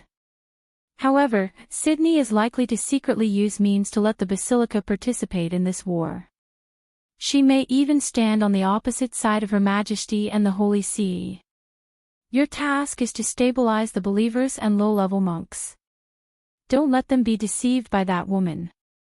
I understand, my lord. I have gathered the believers according to your instructions. Shall I go and inform them now? Of course. The man nodded in satisfaction. Eowyn's undead army should already be on their way. As these undead that had been summoned were relatively low-level undead, they should be most afraid of the priests and ascetics of the Holy Cathedral of Fire in the city when they launched a sneak attack on Fathom Port. However, as long as the forces of the Holy Cathedral of Fire in the city were not organized immediately, they would be able to play the greatest role in this battle.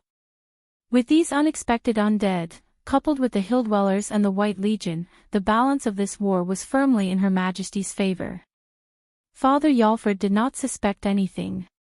He turned around and was about to order the low-level monk beside him to open the door. Although he was the highest-ranking priest in Fathom Port, he was still a low-level monk in the huge Holy Cathedral of Fire.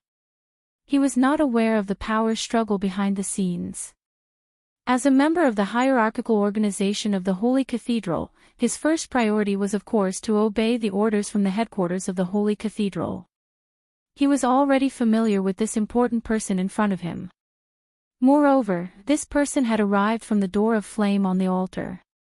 The latter was one of the top secrets of the Holy Cathedral of Fire.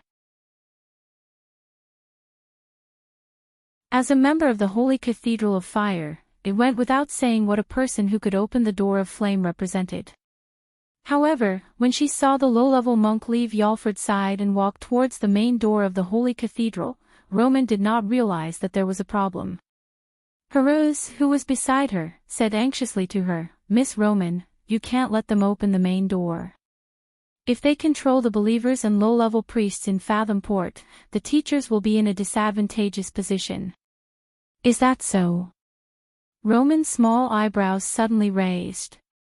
These guys dare to trick Brando, how despicable. After saying that, she pointed her finger at the main door of the Holy Cathedral. The low-level monk who was walking towards the door was ordering the monk's soldiers to remove the bolt on the door and was ready to open the two heavy wooden doors. However, before they could reach out, a huge human face suddenly appeared on the door. The human face opened its eyes and glanced at everyone in the hall. Then, it suddenly said, "Hey, guys, your luck is pretty good. You actually found this door that leads to the treasure. Do you want to get the treasure through me?" "No problem, as long as you can answer my riddle." The loud voice echoed throughout the hall. Everyone who witnessed this scene was stunned, including Roman and the young Prince Heruz. Heruz stared at the spell cast by the merchant lady, while Roman's mouth formed an O shape. "Oh my, isn't this the door sealing spell? I say, what's wrong with you guys? Don't you have any interest in the legendary treasure?" The human face on the door was still chattering, but at this time, Yalfo and the big shot beside him had reacted. "Activate the object, catch the witch." The big shot beside Yalfo saw Roman and Heruz hiding behind the side door at a glance. He roared, "Don't let her escape." Everyone turned their eyes in this direction. Among the crowd, Alamov saw Roman and Heroes and could not help but be stunned. Yulfo naturally did not remember the little girl who came to the Holy Cathedral a few days ago. He reacted immediately, pointed his finger, and a holy cage enveloped Roman and Heroes. However, before the spell could get close to the two, a transparent shield suddenly opened up on Heroes' body. In an instant, Yulfo's holy spell was cancelled out. Seeing this scene, Yulfo could not help but be stunned, but the big shot beside him reacted. Immune to spell control. This is the new moon ring, the Erewhon royal family. Catch the little boy, I want him alive. At this time, the low-level monks and soldier monks in the hall had already swarmed up. Heroes' face turned pale when he saw this scene. He could not help but tremble. Miss Roman, what should we do? Run, of course. Roman was confused but not stupid. She grabbed Heroes' collar and ran back quickly. The two ran through the dark corridor in a panic and were about to reach the corner. Roman certainly knew that behind the corner was the back door of the Holy Cathedral. As long as they reached the back and went around to the square, there would be a sea of people there, and the enemy would definitely not be able to do anything to them. However, it was not that simple. There were even silver-ranked guards in the Holy Cathedral. Although her strength was not inferior to a silver-ranked warrior, she was only a witch after all. In terms of physical fitness, she was far inferior to a silver-ranked warrior. The soldier monks and monks behind her were getting closer and closer. Roman felt that her heart was about to jump out of her throat. She was nervous and excited. In front of her was the previous corner. Roman grabbed Heroes' collar and turned around the corner. Before she could react, she felt that she had bumped into something. She groaned and felt that her head was buried in something soft. She hurriedly took a step back with her eyes wide open, but she felt that her wrist had been grabbed. Ah! This gave Roman a big fright, and he hurriedly raised his head, only to discover that the person who had grabbed him was a beautiful female priestess. The other party was extremely tall, with a head of short platinum hair. Her brows were tightly knitted, and a pair of golden eyes were staring at him. Her face was full of majesty and heroic spirit. Although Roman did not recognize the rank of the robe of the Holy Cathedral of Fire, she realized that the lady in front of her was of high status. She had seen the priest who presided over the Holy Cathedral of Fossa before, and his robe was far less gorgeous than the one in front of her. Other than being clean and tidy, even the big shot of the Holy Cathedral of Fire could not compare to the one in front of her. However, she was a little nervous under the other party's stare. She subconsciously pulled her hand back, but the hand that grabbed her wrist seemed to be cast in steel and did not move at all. "You're hurting me." Roman whispered guiltily. Roman is not a thief. "Can you let us go first?" But at this time, another slightly hollow voice sounded, "Miss Roman, why are you here?" Roman and Heroes were stunned when they heard this voice. They looked up in surprise and found that there was another person behind the priest. It was a female knight shrouded in pale flames. Lady Brunhilde. The young prince cried out in surprise, "Why are you here?" "You're tuning into the LoveLore Library YouTube channel. We're so grateful for your support, and don't forget to subscribe to join us on this incredible journey through captivating stories. Your generosity through donations truly makes a world of difference, as it's the primary source of revenue that allows me to expand and enhance this channel for you. Thank you from the bottom of my heart for being a part of this adventure.